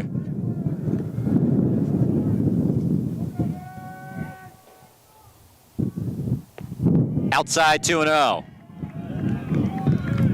They're pitching Baker very careful here.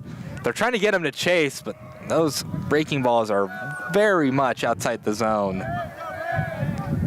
Not really the time to do that, you would think. Nowhere to put him right now.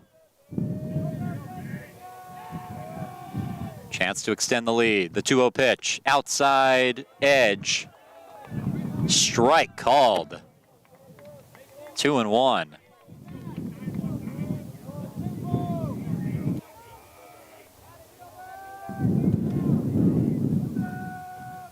The 2-1. Outside, 3-1. And in danger of walking in a run. Trinity has already put a run on the board in this inning, making the score 8-4. RBI off the bat of Maddox McDonald. The 3-1, outside, ball 4. An RBI for Will Baker as he draws the 2-out walk, 9-4 Trinity. And that looks like it'll be the day for Zach Zerilli. 71 pitches into his outing. He did good work, but maybe just left in a little too long. He leaves with the bases loaded in a 9-4 game, a pitching change in San Antonio.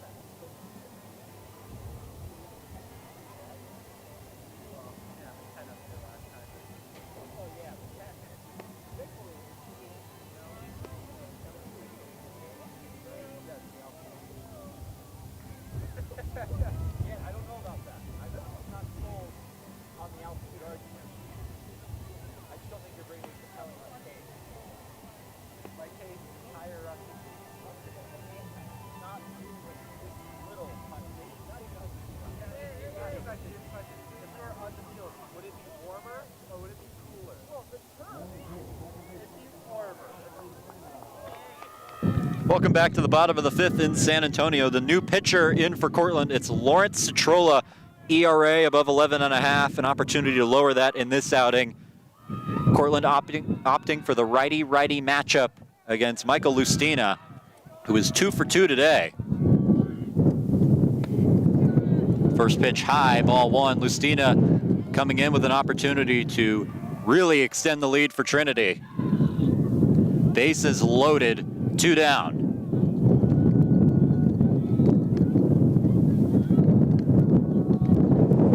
1-0. Finds the zone, strike one.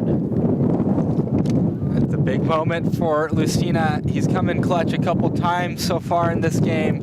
This time he's trying to continue a rally.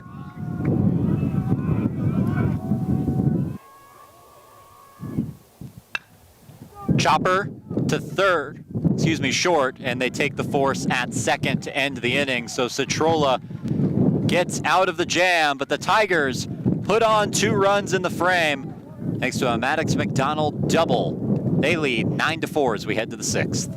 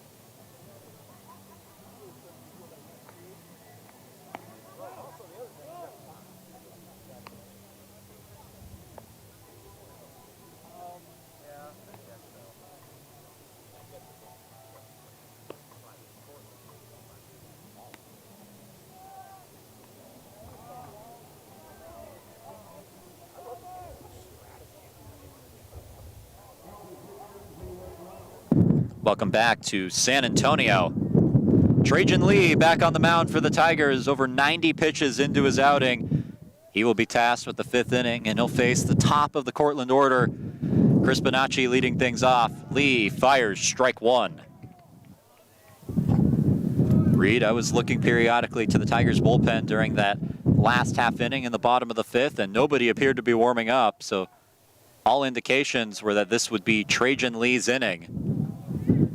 Some Tigers starting to get up and at him now, but nobody actually throwing in the pen, so they're putting confidence in their starting pitcher. The 1-1 pitch, grounded into right field. So a good start to the day for Chris Bonacci. 3 hits in 3 games here in San Antonio. Indeed, Cole. I think very basic idea from Bonacci. You don't have to swing for the fences every time, even if the wind is favorable, although we're getting maybe the eye of the storm right now. Just put it into the outfield, get on base, get something started. Lucas Granger now up to the plate. Pitch away, ball one. And there is some light tossing out in the Tigers' pen now. Trinity trying to bridge the gap. We presume Will Hellings will make an appearance at some point. Pitch inside, 2-0 from Lee. Right on that line where I don't know if they want to pitch Hellings for 4 innings, but he can do 3. Maybe just trying to get one more out of Trajan Lee.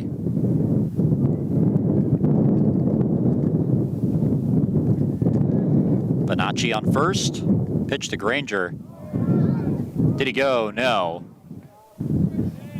Count now 3-0. And we'll see how long the leash is.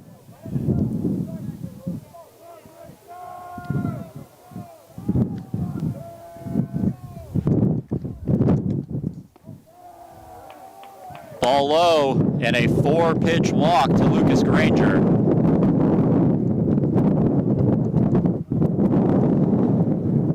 It'll bring up Nolan Smith, the first baseman. The wind ripping as he walks up to the batter's box.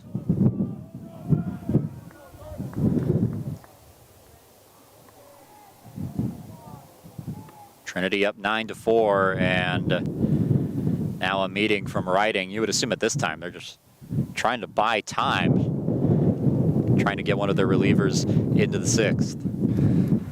Yeah, and I think that is a smart decision by the Tigers. Lee, once again, the command just not being so sharp. It's been a struggle all day, just combination of the wind. Maybe just an off day from Trajan Lee in general. He's been in some tight situations, Cole, and you can't keep playing with fire and not expect to be burnt. Especially against a team named the Dragons. Riding will walk back behind the dish. Lee getting ready on the mound. The wind, it's been ready all day. Gusts up to 40 miles per hour here in this one. And you hear when those come through our microphones. Pitch to Smith. High, ball 1, and not the outcome you wanted fresh out of a meeting. Trinity up 9-4 thanks to 2 runs that they put up in the bottom of the 5th. Their pitching staff now trying to protect this lead. Outside ball 3. Excuse me, ball 2.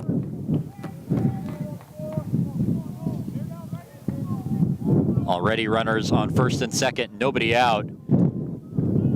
And it looks like that will be the day for Trajan Lee. They try and bring him out for an extra inning. Does not go according to plan, unable to record an out, though he does pitch 5 strong innings, allowing 4 runs. His team with the 5-run lead. He'll walk back to the dugout, a pitching change in San Antonio. We'll be back on Tiger Network.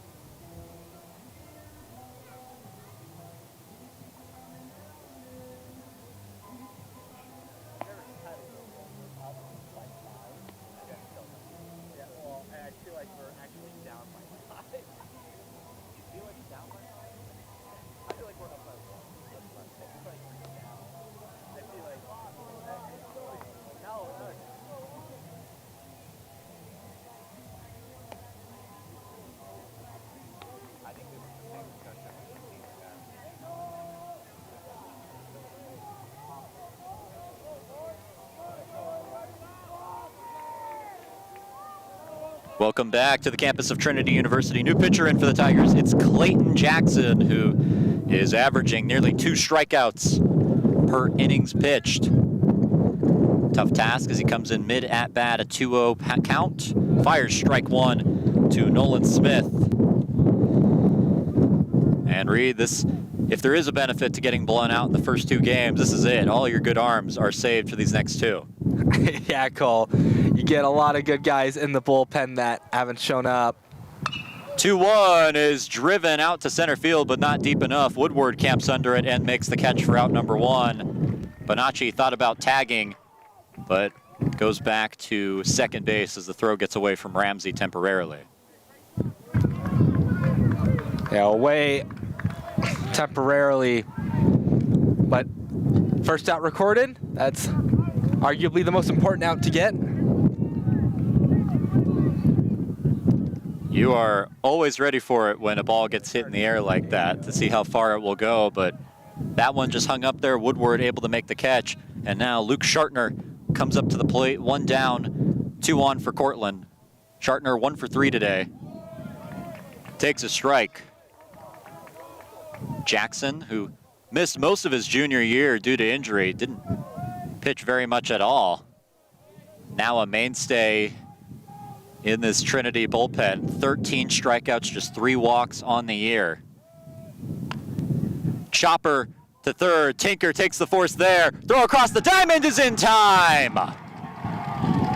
Clayton Jackson gets the double play and gets the Tigers out of the jam. This is still a 9-4 game. We'll be back on Tiger Network.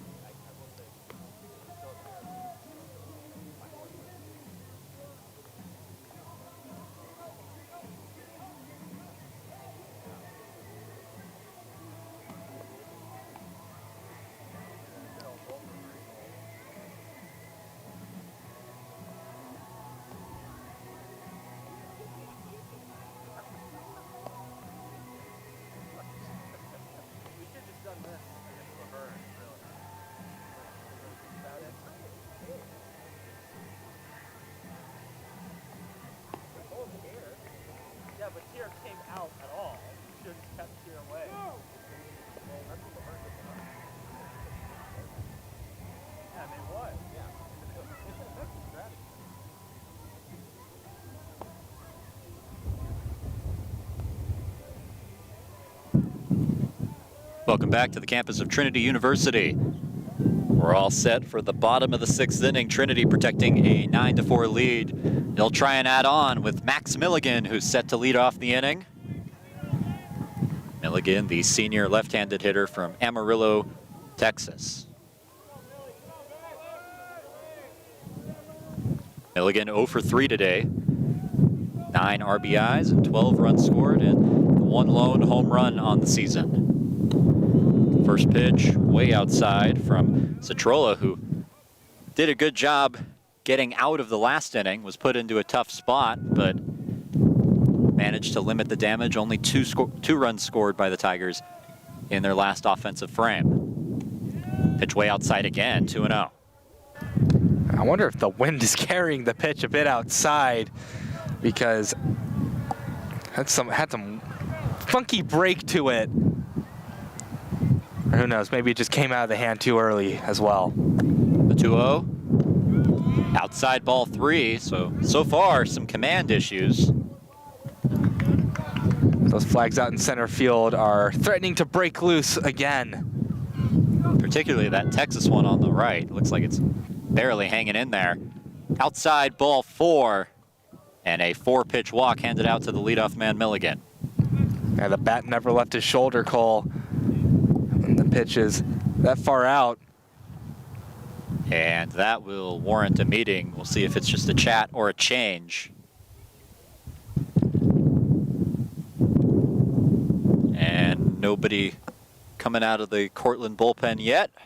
This seems like it's just a conversation trying to settle the graduate student from East Northport, New York down. It's kind of a contradictory name, East Northport. Yeah, East Northport. I don't know. I guess how far in do you get when you already have East Northport? I don't know. You have East Northport?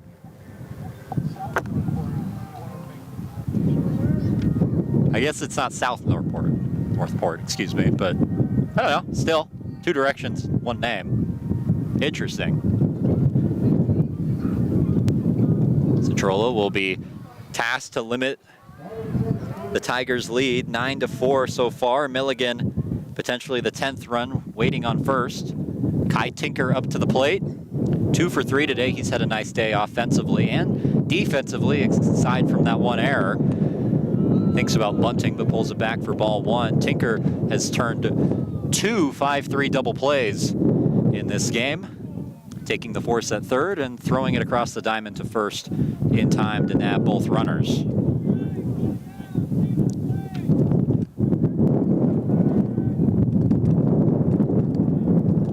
1-0. Thinks about bunting again. This time takes a strike.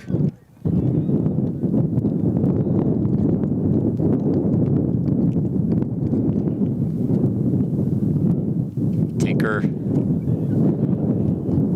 trying to avoid the double play that would erase Milligan as the base runner.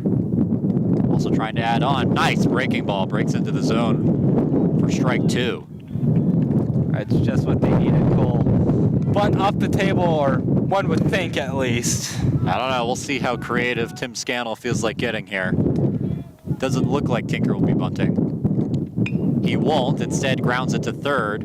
Gallo to second. On to first. The throw gets away a little bit, but Tinker will be content staying at first base. Just missed the double play. Yeah, that'll just go down ultimately as a wash. He went golfing for that breaking ball that was probably going to be in the turf after the plate. Either way, still a player on first. And now the bottom of the order for Trinity. The 8th hitter, Matthias Riding. Riding 1 for 3 today with a base hit in his first plate appearance.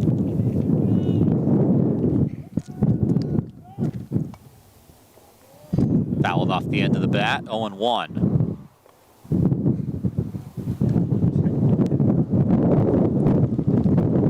Another gust coming in. This one a little bit angled out in the foul ground. One of the stronger gusts we've seen today. We'll see if Riding can take advantage of it all. And check on Tinker at first, who dives back safely. Yeah, Cole, and I don't know, I didn't check the forecast today. The clouds coming towards us look a little grayer than the ones that have recently passed us. Big swing and a miss from Riding at a slider, 0-2. And you wonder if weather coming in tonight, if it'll be a factor at all tomorrow, based on what forecast that I saw. Shouldn't be a factor tomorrow. Game 4 of this series, first pitch at noon. Tigers hoping that they'll have an opportunity to earn a split. Currently up 9-4 here. Big swing and a miss again from Riding. Strikes out, and there's 2 down in the frame. Riding trying his best to get the barrel on the ball, but for Centrola, getting that second out on the strikeout makes things a whole lot easier for him. Now the 9-hole hitter, John Ramsey. Breaking ball again, strike 1.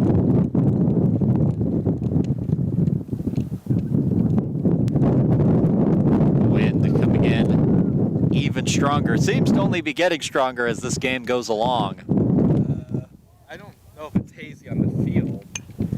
Ramsey hits it to center. Bonacci is there, and he makes the catch to end the inning. So a scoreless frame put up by Centrola, trying to keep his Dragons in it. They only have 9 outs to work with, down 5. We'll take a break on Tiger Network.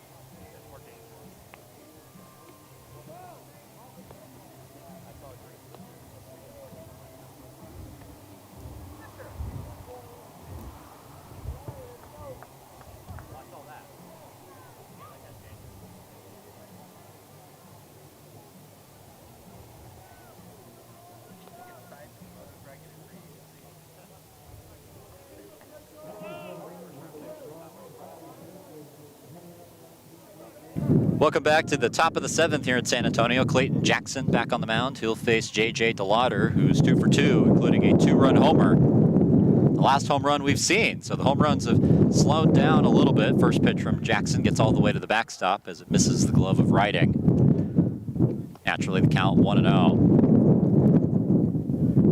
The Tigers did something interesting, not necessarily by choice even. The rotation got a little mixed up when some games got delayed against TLU, forced them into a short week. The next week against Concordia, pitch finds the zone from Jackson. So the way it works out is arguably their 2 best pitchers this year, Trajan Lee and Jace Clay, at the back end of their rotation, and because of that, they get to face the 2 least productive pitchers on the other side. This ball hit high and deep to right field, carrying back at the wall. It's caught! Maddox McDonald robs a home run!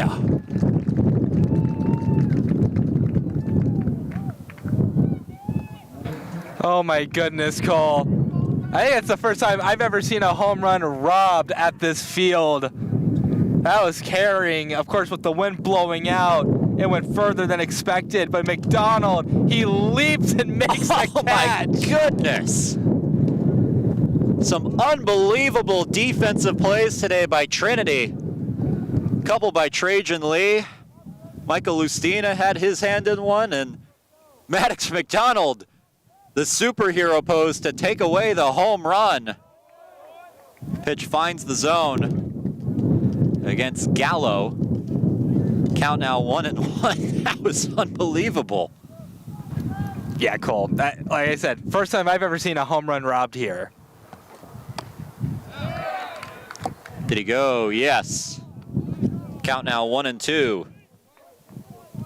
So Jackson, I'm assuming, going to give a big thank you to Maddox McDonald. That not home run power off the bat, but like many fly balls do in that direction, just carried and carried. Gallo thought about going again, but holds up this time.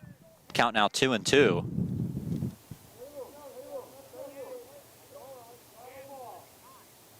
It's interesting because it didn't look like as big of a jump live, but in the replay you could see he got some air and just gets the glove over the fence.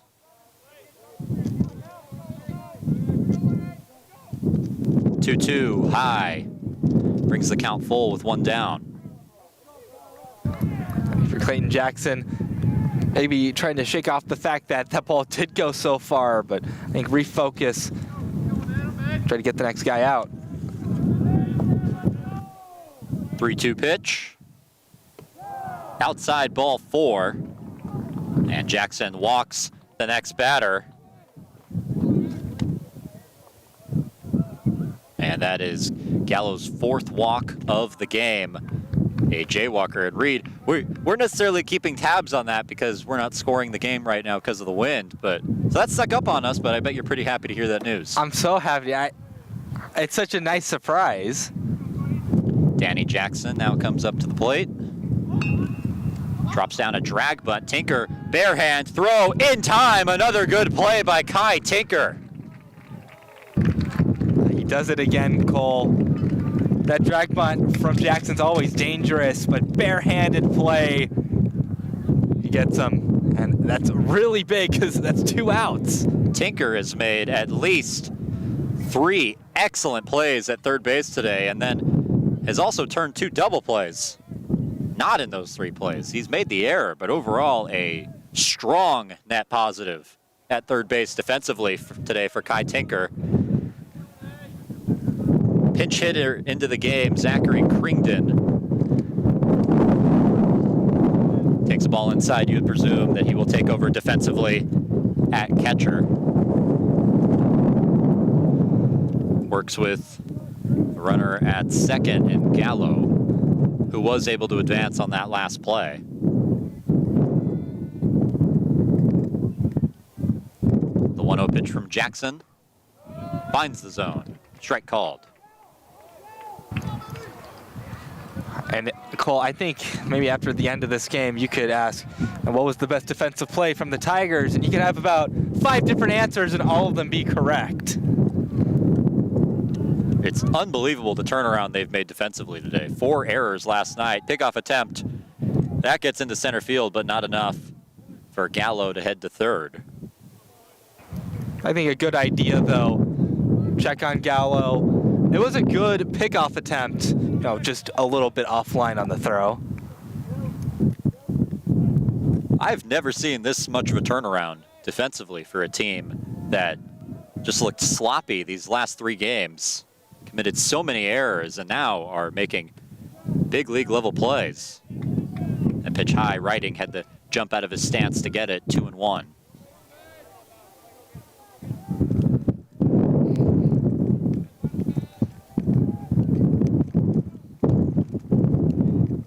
Clayton Jackson trying to end this inning with another 0 on the scoreboard.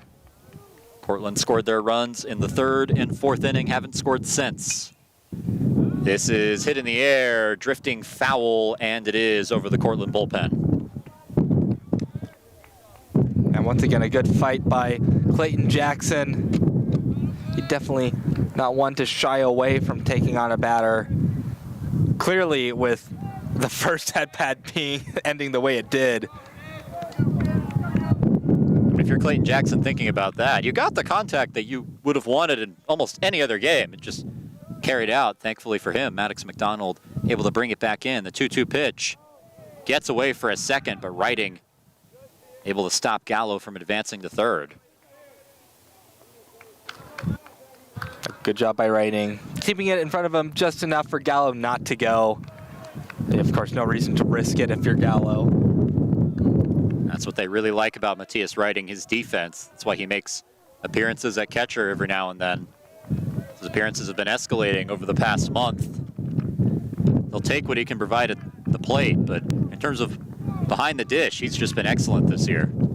The 3-2 pitch from Jackson, high, ball 4. And the second walk of the inning handed out by Trinity pitching. It slipped out of his hand. That's always the worst outcome as a pitcher. You have your breaking ball, you know where you want it, and then it just leaves a bit too early. Pitch hitter into the game for Cortland, Dylan Tierney, who has been playing third base these last couple of games for the Red Dragons. Enters the game. Coach Brown seeing his team need some runs on the board, and Tierney a good bat to provide them. Looks like Writing and the home plate umpire will trade baseballs, and we're all set to go. Runners on first and second for Cortland, trying to work their way back into this game. It's a 9-4 game, but I will tell you certainly from this perspective, it does not feel that way. As the Tigers have had to scratch and claw to keep Cortland off the board several times. Pitch from Jackson, lined high and a long way to right field, but foul. That may have still made the parking lot foul ground.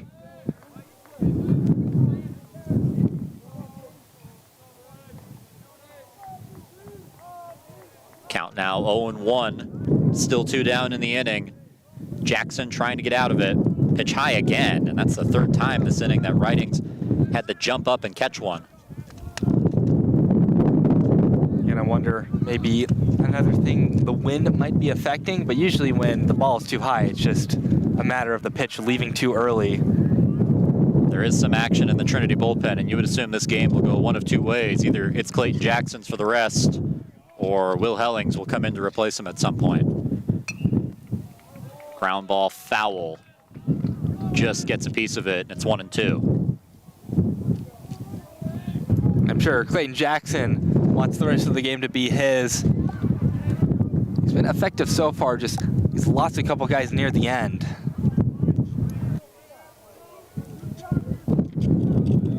Trying to get out of this inning, and you would assume grant himself another appearance on the mound in the 8th. The 1-2. Check swing, did he go? No. Good check by Tierney. Count now 2-2. We'll see it on the replay. Yep, he definitely checked.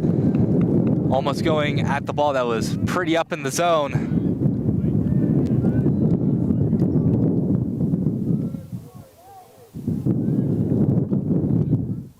The 2-2. in the dirt, 3-2. And the command issues continue for Trinity pitching. Now the perception from these Red Dragons is off the charts. They are not swinging at stuff that ain't in the zone, Cole. 3-2 pitch, 2 down in the inning. Runners will be off and running with the pitch. Lined into center field, it's a base hit. Gallo being waved in, he will score, and it's 9-5, an RBI single in a pinch hit appearance for Dylan Tierney. Again, it's that pesky hitting from the Red Dragons. That pitch maybe not the most hittable, but he goes up and chops at it anyways.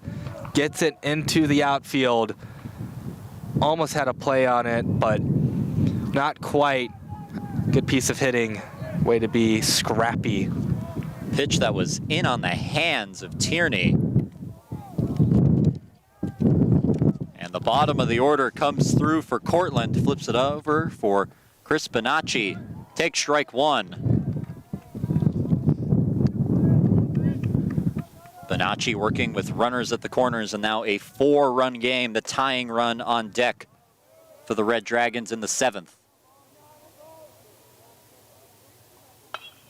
Bonacci hit in the air to deep right field, back and gone! We've got a baseball game again. Chris Bonacci, a 3-run homer, makes it 9-8. And that was a loud swing. That was another no-doubter. Again, catching that jet stream, but I don't think he needed that help. Cortland, very excited. The breaking ball, it just hung. And when you hang a breaking ball against any elite batter, they will punish you for it. And he definitely did it there.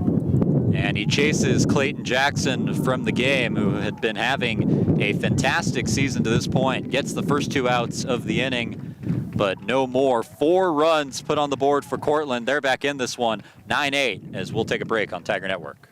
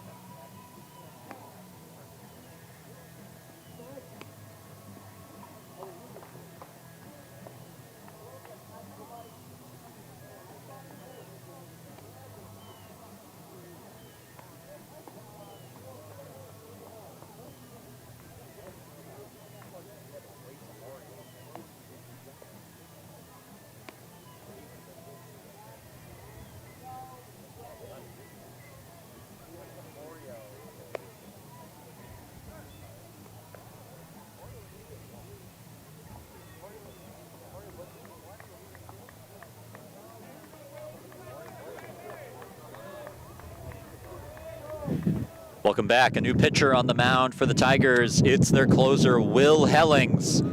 And he comes into this game in a 1-run situation.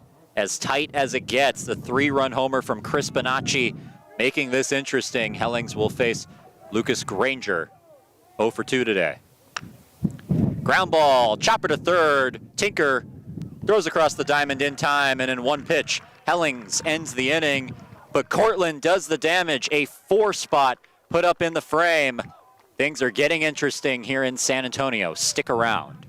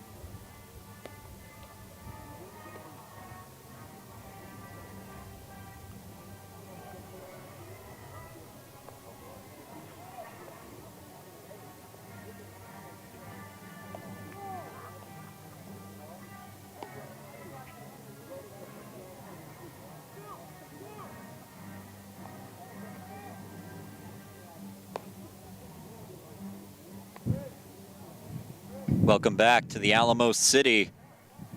Kind of a cloudy day. Sun was out earlier, the clouds have come in.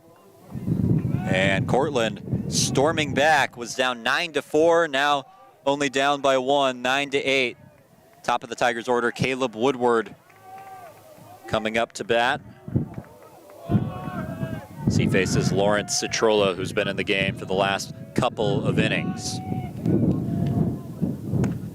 First pitch, a strike, 0-1 at 83 miles per hour.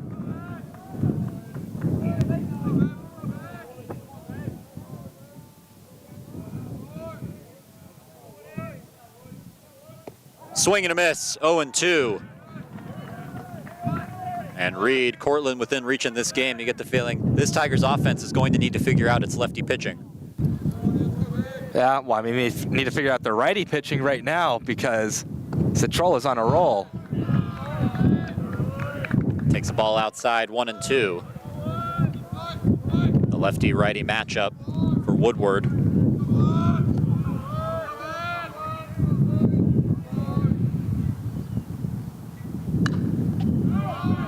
Scoops one foul onto the roof of the batting cage in left field. Just trying to whack one out into right field, similar to what the Red Dragons have been doing. Take advantage of that wind, catch that jet stream, leave the park. The 1-2. Fouled off, Woodward stays alive, barely. Having some difficulties figuring out Citrola's breaking ball. Caleb Woodward, who did not start either of the prior two games against Cortland, opting for right-handed hitters instead, facing the left-handed starters. Now Woodward back in the starting position. The 1-2 grounded down the first base line, picked up by Smith, and he takes the trip to first for out number 1.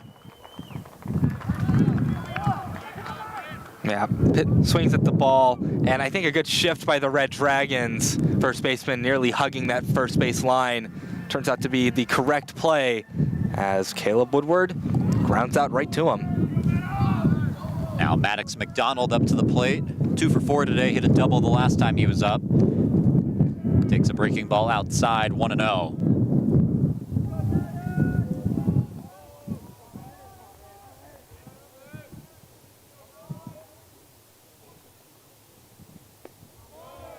Breaking ball misses away again.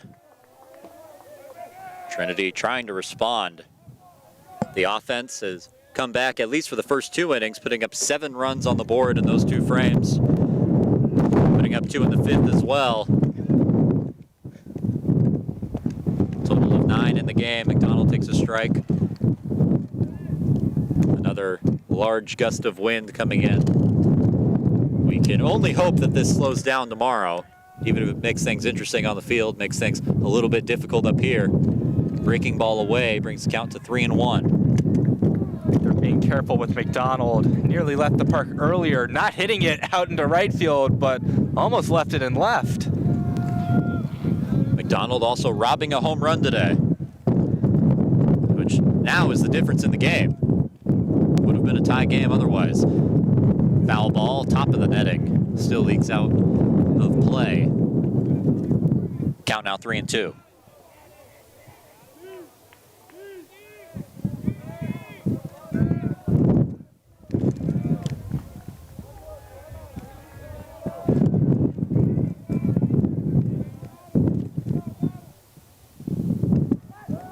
Inside ball 4, close pitch.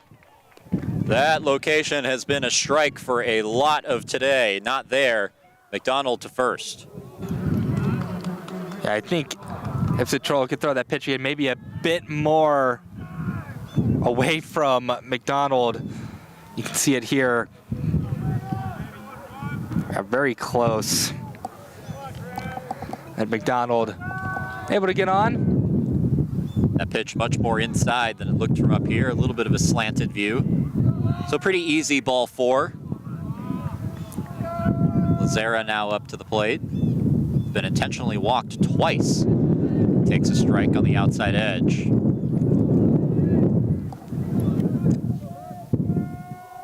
As As me and Reed were discussing, we don't think we've ever seen an intentional walk in a game here, and 2 today, both Nick Lazera.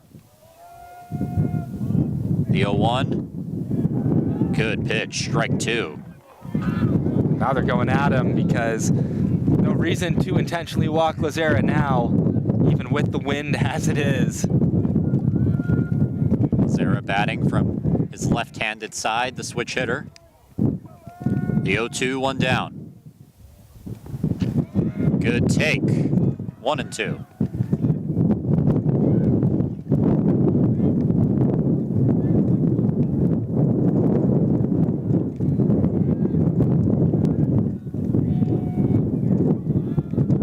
Tigers trying to add on to their lead that was cut into in the top of the 7th. Ground ball, could be 2, flip to short, throw to first, and it is. An inning-ending double play as Lawrence Citrolo works back-to-back scoreless innings. We head to the top of the 8th. This one very much in doubt. 9-8, Trinity with the lead.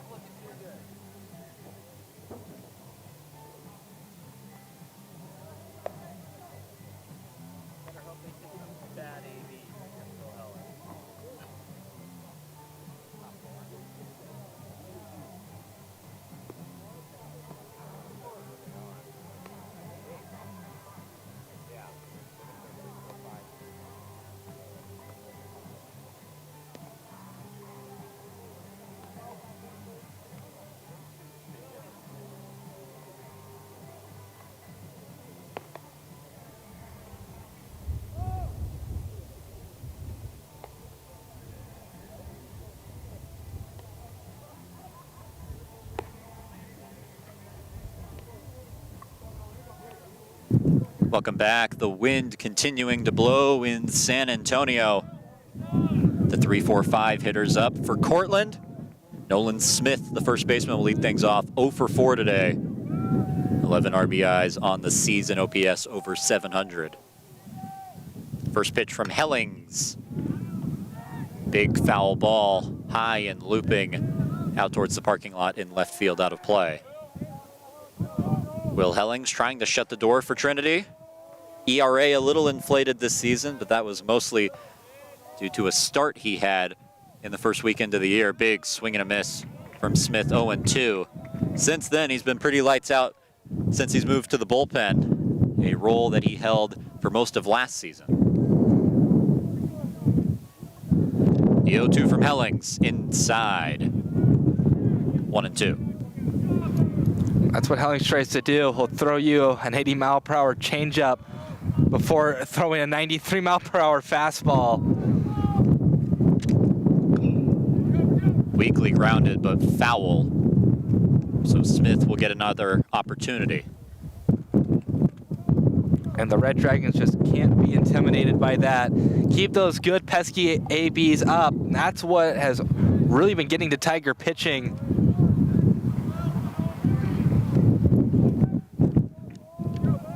Hellings ahead, 1-2. High, ball 2. And you're right, Reed. These Red Dragons just hanging in there, battling in every single at-bat, not giving up. And they've been rewarded so far. 8 runs in 3 consecutive games against the Tigers. This sharply hit to Ramsey at short makes the throw in time, 1 down.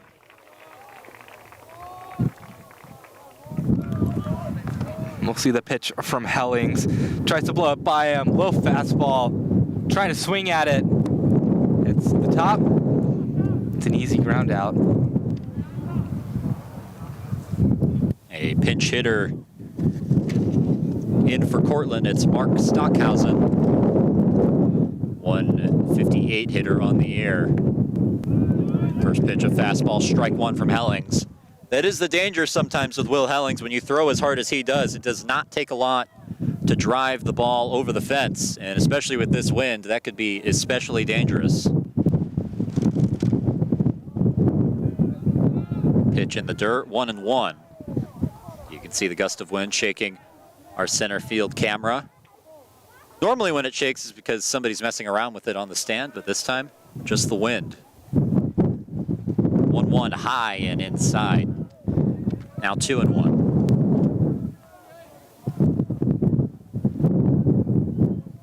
Hellings' last appearance against Nichols College on Tuesday.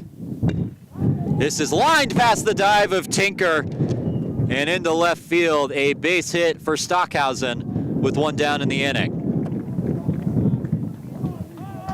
Yeah, solid contact, Cole. That's what you're looking for against Will Hellings. Tinker can't quite make the play. As, like you said, if you make any contact with one of Will Hellings' pitches, it's going to be a high velo shot off the bat. And now the dangerous bat, J.J. DeLauder, comes up to the plate. He's 2 for 3 today, but that one was a home run that was taken away from him by Maddox McDonald. Nearly has 2 home runs on the day.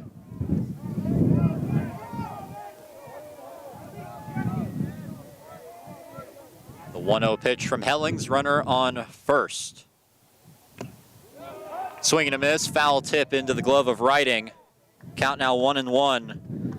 We'll see how aggressive Cortland decides to be, trying to get the tying run into scoring position.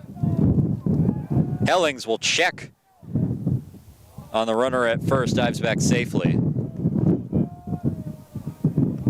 That is Stockhausen, who waits on first base, represents the tying run in the 8th. Swing and a miss, strike 2. DeLauder fans at that pitch. And now this is the situation. Hellings would like to be in 1-2. He can throw the slider or the fastball here. Pitch outside. Again, Cole, if you're Will Hellings, a lot of Tiger pitchers today have just lost batters late in counts. You got to not do that if you're Hellings. We'll see how aggressive he is in a 2-2 count. Misses inside, 3-2. And in danger of allowing back-to-back Dragons to reach.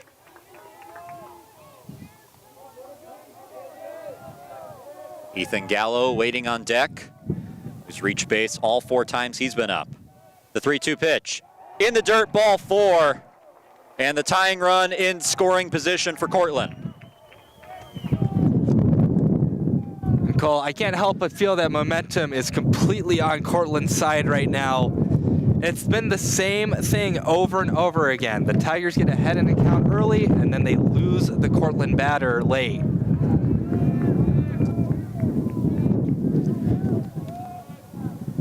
Gallo, 4 walks today, comes up with 1 down. Thought about it, but takes a strike, 0-1.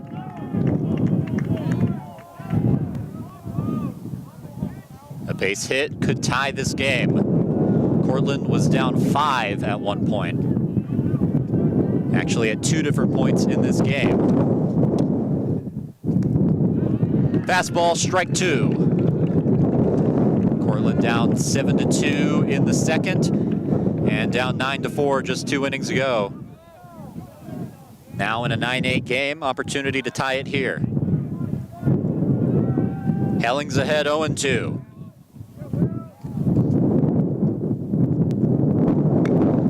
Ground ball, could be 2. Throw to second in time, throw to first.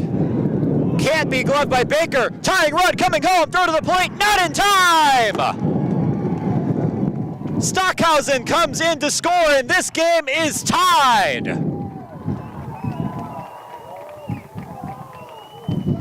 So what should have been an inning-ending double play, the throw from Lustina can't be scooped by Will Baker. And the errant throw results in the run being scored. So Reed, this Tigers defense had done so well throughout today. And the defensive leaks show again there. Pitch outside to Danny Jackson, who's 1 for 2 today. comes up with 2 down in the inning. Excuse me. 1 out in the inning. Strike called.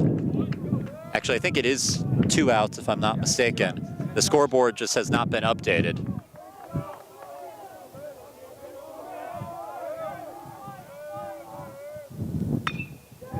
This is lifted in the air to left field. The catch is made by Milligan, but Cortland ties the game. 9-9 as they scratch a run in the 8th. Tigers will try to respond when we come back in San Antonio.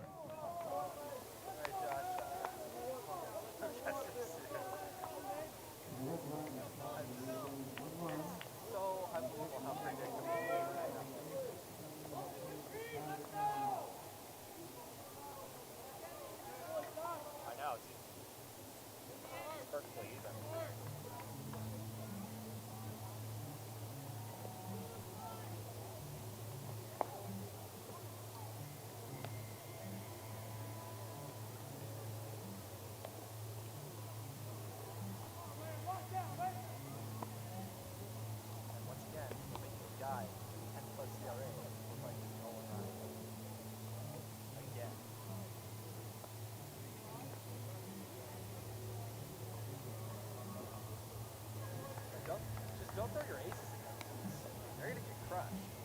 Unless if you're lefty. Just throw your worst guys.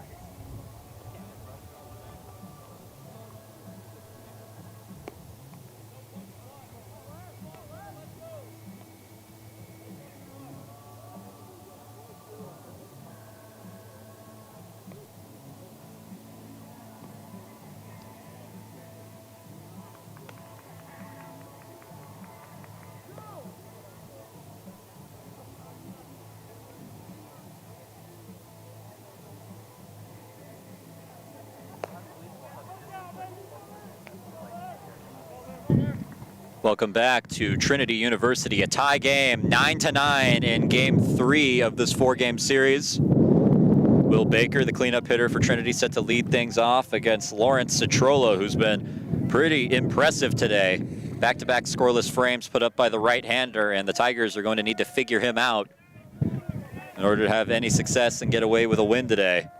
Baker 1 for 3 in this game. Also has an RBI. Takes a pitch on the outside edge for strike 1.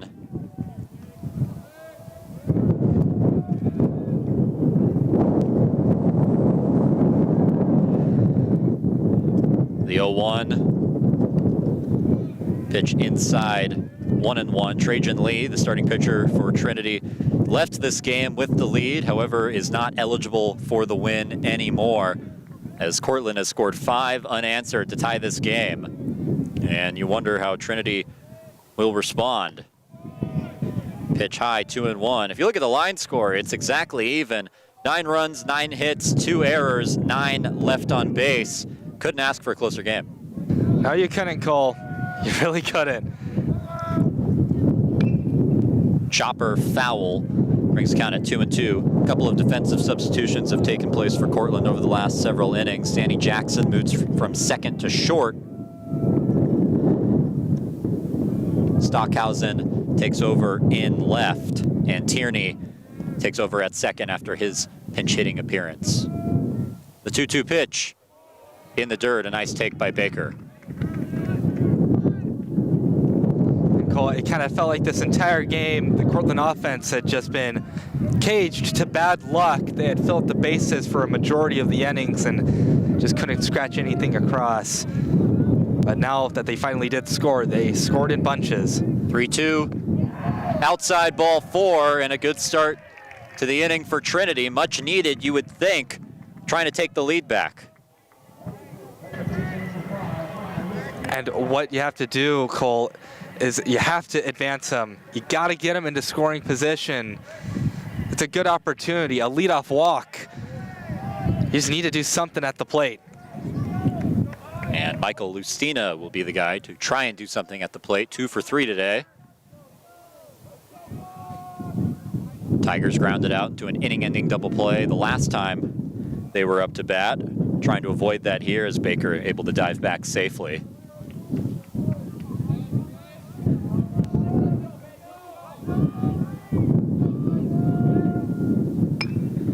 Ground ball, could be two. Throw to first will not be made, but they get the lead runner at second in Baker, one down. Yeah, it's gonna be a wash, Cole. I thought maybe it'd be a tricky play with how far it went, but proper positioning for the third baseman makes that play a whole lot easier. Now Max Milligan up to the plate. Milligan 0 for 3 today. Trying to change that in this at-bat. Thinks about dropping down a bunt, but pulls it back, ball 1. Trinity offense coming back in a big way today. 9 runs in the game. That's the most they've scored since a couple of weeks ago against TLU. Put up 21 in game 1 of that series.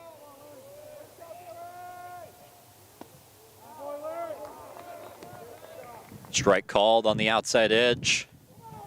Count now 1-1 with 1 down in the inning. Lustina waiting at first. He reached on a fielder's choice.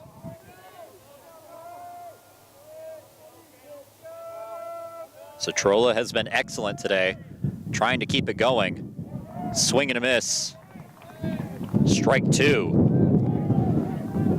Cetrola, a pitcher who came into this game with an 11.57 ERA. His last appearance was solid against John Hopkins, only gave up 1 run, but he's taken that to another level so far in this game. Tigers in danger of losing their 4th in a row, now a tie game. Milligan swings and misses. 2 down in the inning. That's a good pitch from Cetrola. Just throw one low. Milligan went digging for it. Couldn't dig it out of the turf or out of the lower part of the zone. And Trinity might strand a very important runner on the base paths. If they do, that would be their 10th left on base today. Kai Tinker up to the plate, 2 for 4. Also has an RBI. Takes a slider inside. 1-0. Tigers looking for a little 2-out magic. If they can't get it, it'll be left to the 9th inning. And that hit him. Tinker wears it, flips the bat. And a runner in scoring position for Trinity in the 8th. You'll see on the replay, breaking ball just leaves too early off the hand, runs in on Tinker. Well, they get a runner in scoring position after all, Cole. Maybe not in the way that they thought they would, but it's there. They'll take it, and Matthias Riding up to the plate. Riding 1 for 4. Trying to change that here with the go-ahead run in scoring position. And he gets plunked right on the helmet. So all of a sudden, back-to-back hit by pitches, and Trinity has the bases loaded.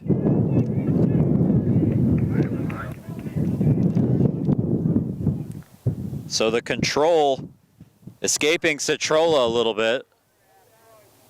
And a slow walk from head coach Joe Brown out to the mound. We'll see if anybody's coming in.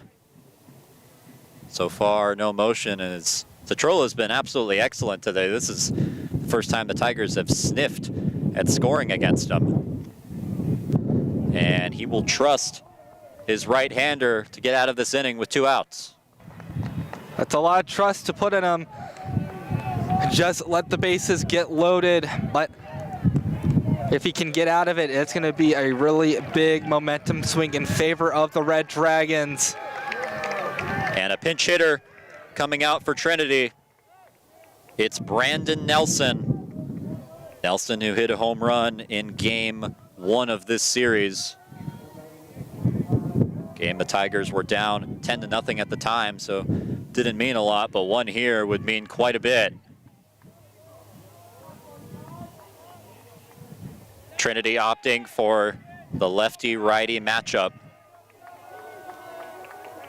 Pinch hitting for John Ramsey. First pitch to Nelson. Taken inside, ball 1. Reed, do you agree with this move to pinch hit the shortstop? It's an interesting one. You're getting a better stick in Nelson, but maybe not the speed that Ramsey has. But you definitely get some power out of Nelson, too. Pitch taken low, 2-0. And you would assume later in this game, if you score or even if you don't, you're going to need Ramsey's defense. So Tim Scannell taking a bit of a risk here, trying for the offense now. The base is loaded, 2 down in the inning. The 2-0 pitch. Swung on, hit into center field, it drops. 1 run is in, another being waved home. 2 will score. 2 RBI single for Brandon Nelson gives Trinity the 11-9 lead. A good reach there by Brandon Nelson. Puts it in the outfield. Oh my goodness, Cole. We'll see if the Tigers come away with the win. That's gonna look like a stroke of genius, pinch hitting Brandon Nelson there. And just as quickly as he enters the game and delivers the heroic hit, he will leave it. Jarrett Phillips will pinch run, and the ovation Brandon Nelson is getting from his dugout, quite loud and energetic. A stroke of lightning into the Tigers' energy levels. Head coach Joe Brown coming out, and that will be the day for Citrola.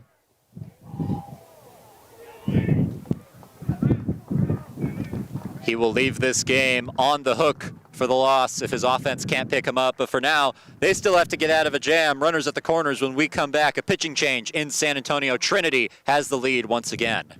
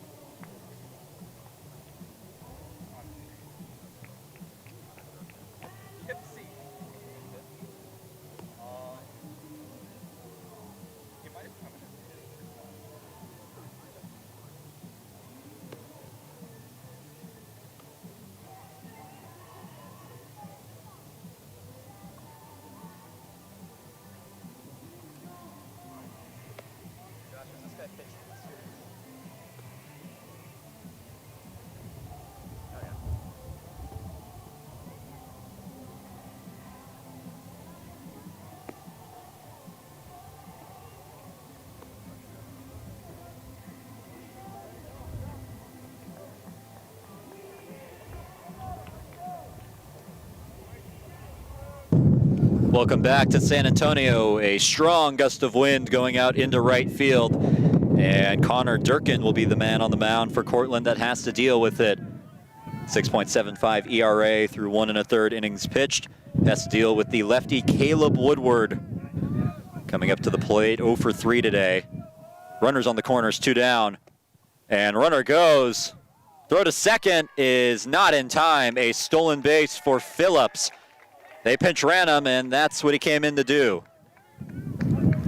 An interesting play call. I thought when the throw went to second, runner on third was going to come home, but maybe just wanting to play it a bit more conservative. So it puts runners on second and third. Pitch outside, 1-1. Matthias Riding, who was hit by a pitch, waits on third base. Phillips on second. The 1-1 to Woodward. Driven into center field. Riding comes home. Phillips being waved around. He will score a 2 RBI single for Caleb Woodward, and the Tigers are back up by 4. And the Tigers are clicking at the right time, Cole. After seemingly all of the momentum had went Cortland's way, the Tigers are taking it back, and Caleb Woodward continuing this 2-out rally. All of this damage done with 2 outs on the board. Maddox McDonald up to the plate. He's 2 for 4. Also has a home run robbery in right field today. Takes a pitch high, 1-0. So now the job a little bit easier for Will Hellings, but still a job that needs to be done. The anticipation will turn to the top of the 9th to see if he can close this out. Woodward caught in a rundown, and we'll see how long he can drag this one out. Throw to second, and they get him there. That will end the inning. But Trinity adds on 4. A 2 RBI single from Brandon Nelson in a pinch hitting appearance. You'll see it again, and it'll take us to break. Top of the 9th coming up. Trinity needing 3 outs to close this one out.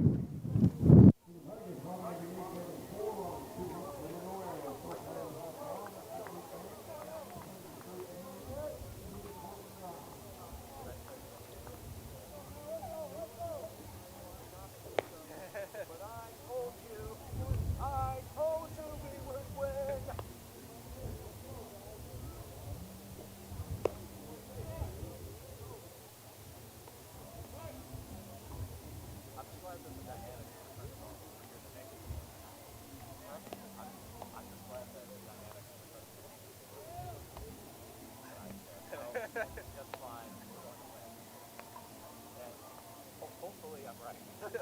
Not out of the woods yet. Alright, I don't know a call. Wind's still blowing.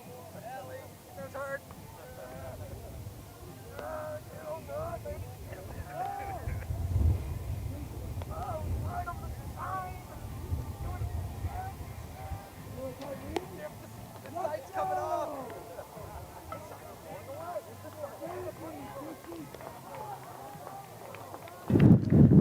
Welcome back. It's closing time in San Antonio. Will Hellings back on the mound for the Tigers with a 4-run lead that his offense got in the bottom of the 8th. He will face Zachary Cringdon and the bottom of this Cortland order. Their job, try and flip it over, see what the top can do. Strike called on the first pitch from Hellings. We went over it a little bit, but Will Hellings made 1 start in the first weekend of the season, went 4.1 innings pitched, gave up 5. Next pitch in the dirt, ball 1.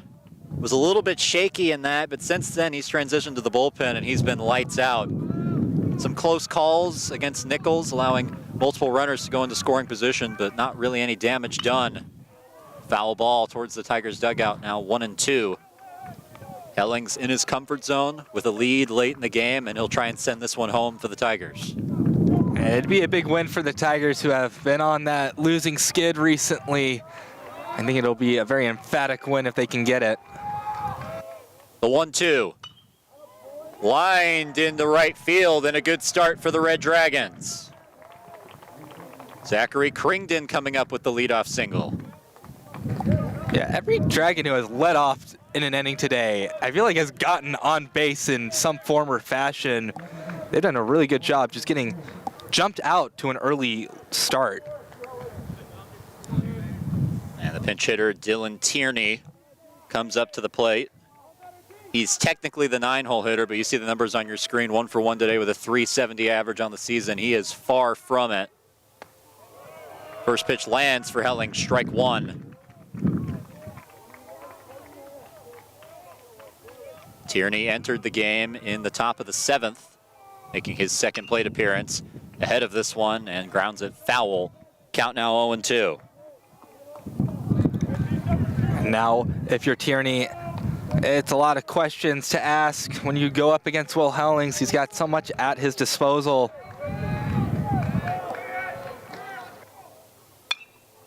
Popped up. Sky high. Who will play it? Tinker calls off Hellings and makes the catch on the mound. 1 away. And Cole, maybe a great idea that Kai Tinker did call off Hellings, because Hellings, if he was going to catch it, was not in the right position. I think Tinker had his eye on it the entire time.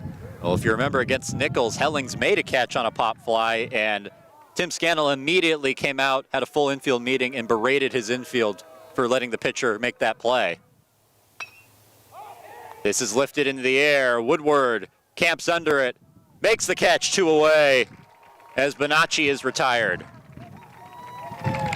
And it's a good out to get, Cole, because Bonacci crushed one into right field in this game.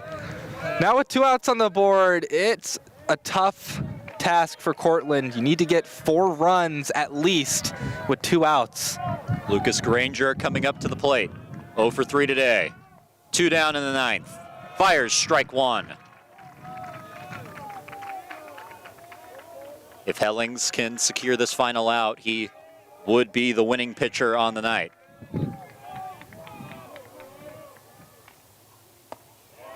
Next pitch misses. 1-1, a defensive substitution for Trinity. Camden Champness taking over at short. Brandon Nelson was pinch hitting for John Ramsey, who was playing that position. So the other shortstop, Champness, comes in. The 1-1, swing and a miss.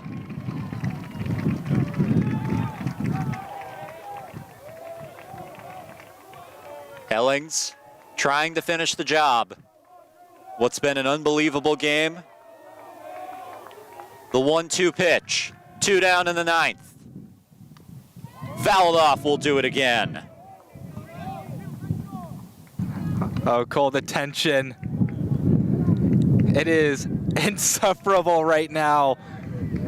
This game has gone every single direction so far.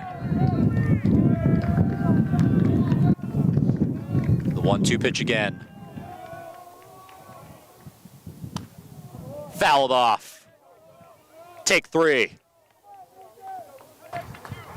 Again, that's just been what the Cortland Bats have been doing, Cole. Foul it off when you're in a tough position. Wait for Hellings to give you something. Popped up. Will there be a play? Tinker calls, backs up, and makes the catch. The Tigers win a thrilling Game 3 against Cortland and put themselves in a position to potentially salvage a split tomorrow. Oh, Cole, I'm not sure my heart can take another one of these games. The Cardiac Cats strike again. They come through in the clutch position in the bottom of the 8th, putting themselves in a good enough lead to where this top of the 9th was always going to be a tough task for the Red Dragons going up against Hellings. And Hellings, he shows why he is the Tigers' trusty closer. With the win, Trinity breaks up a 3-game losing streak. They were 13-1 to start. Win number 13 seemed to be unlucky for a little bit, but now at 14-3. We hope you tune in tomorrow.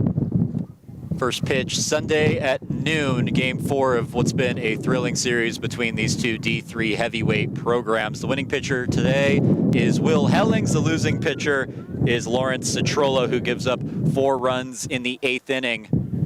As Trinity takes this one 13-9. For everybody here in San Antonio in the control room and working on camera, and my partner Reed Rosales, I'm Cole Isaacson saying so long from One Trinity Place. We hope to see you tomorrow.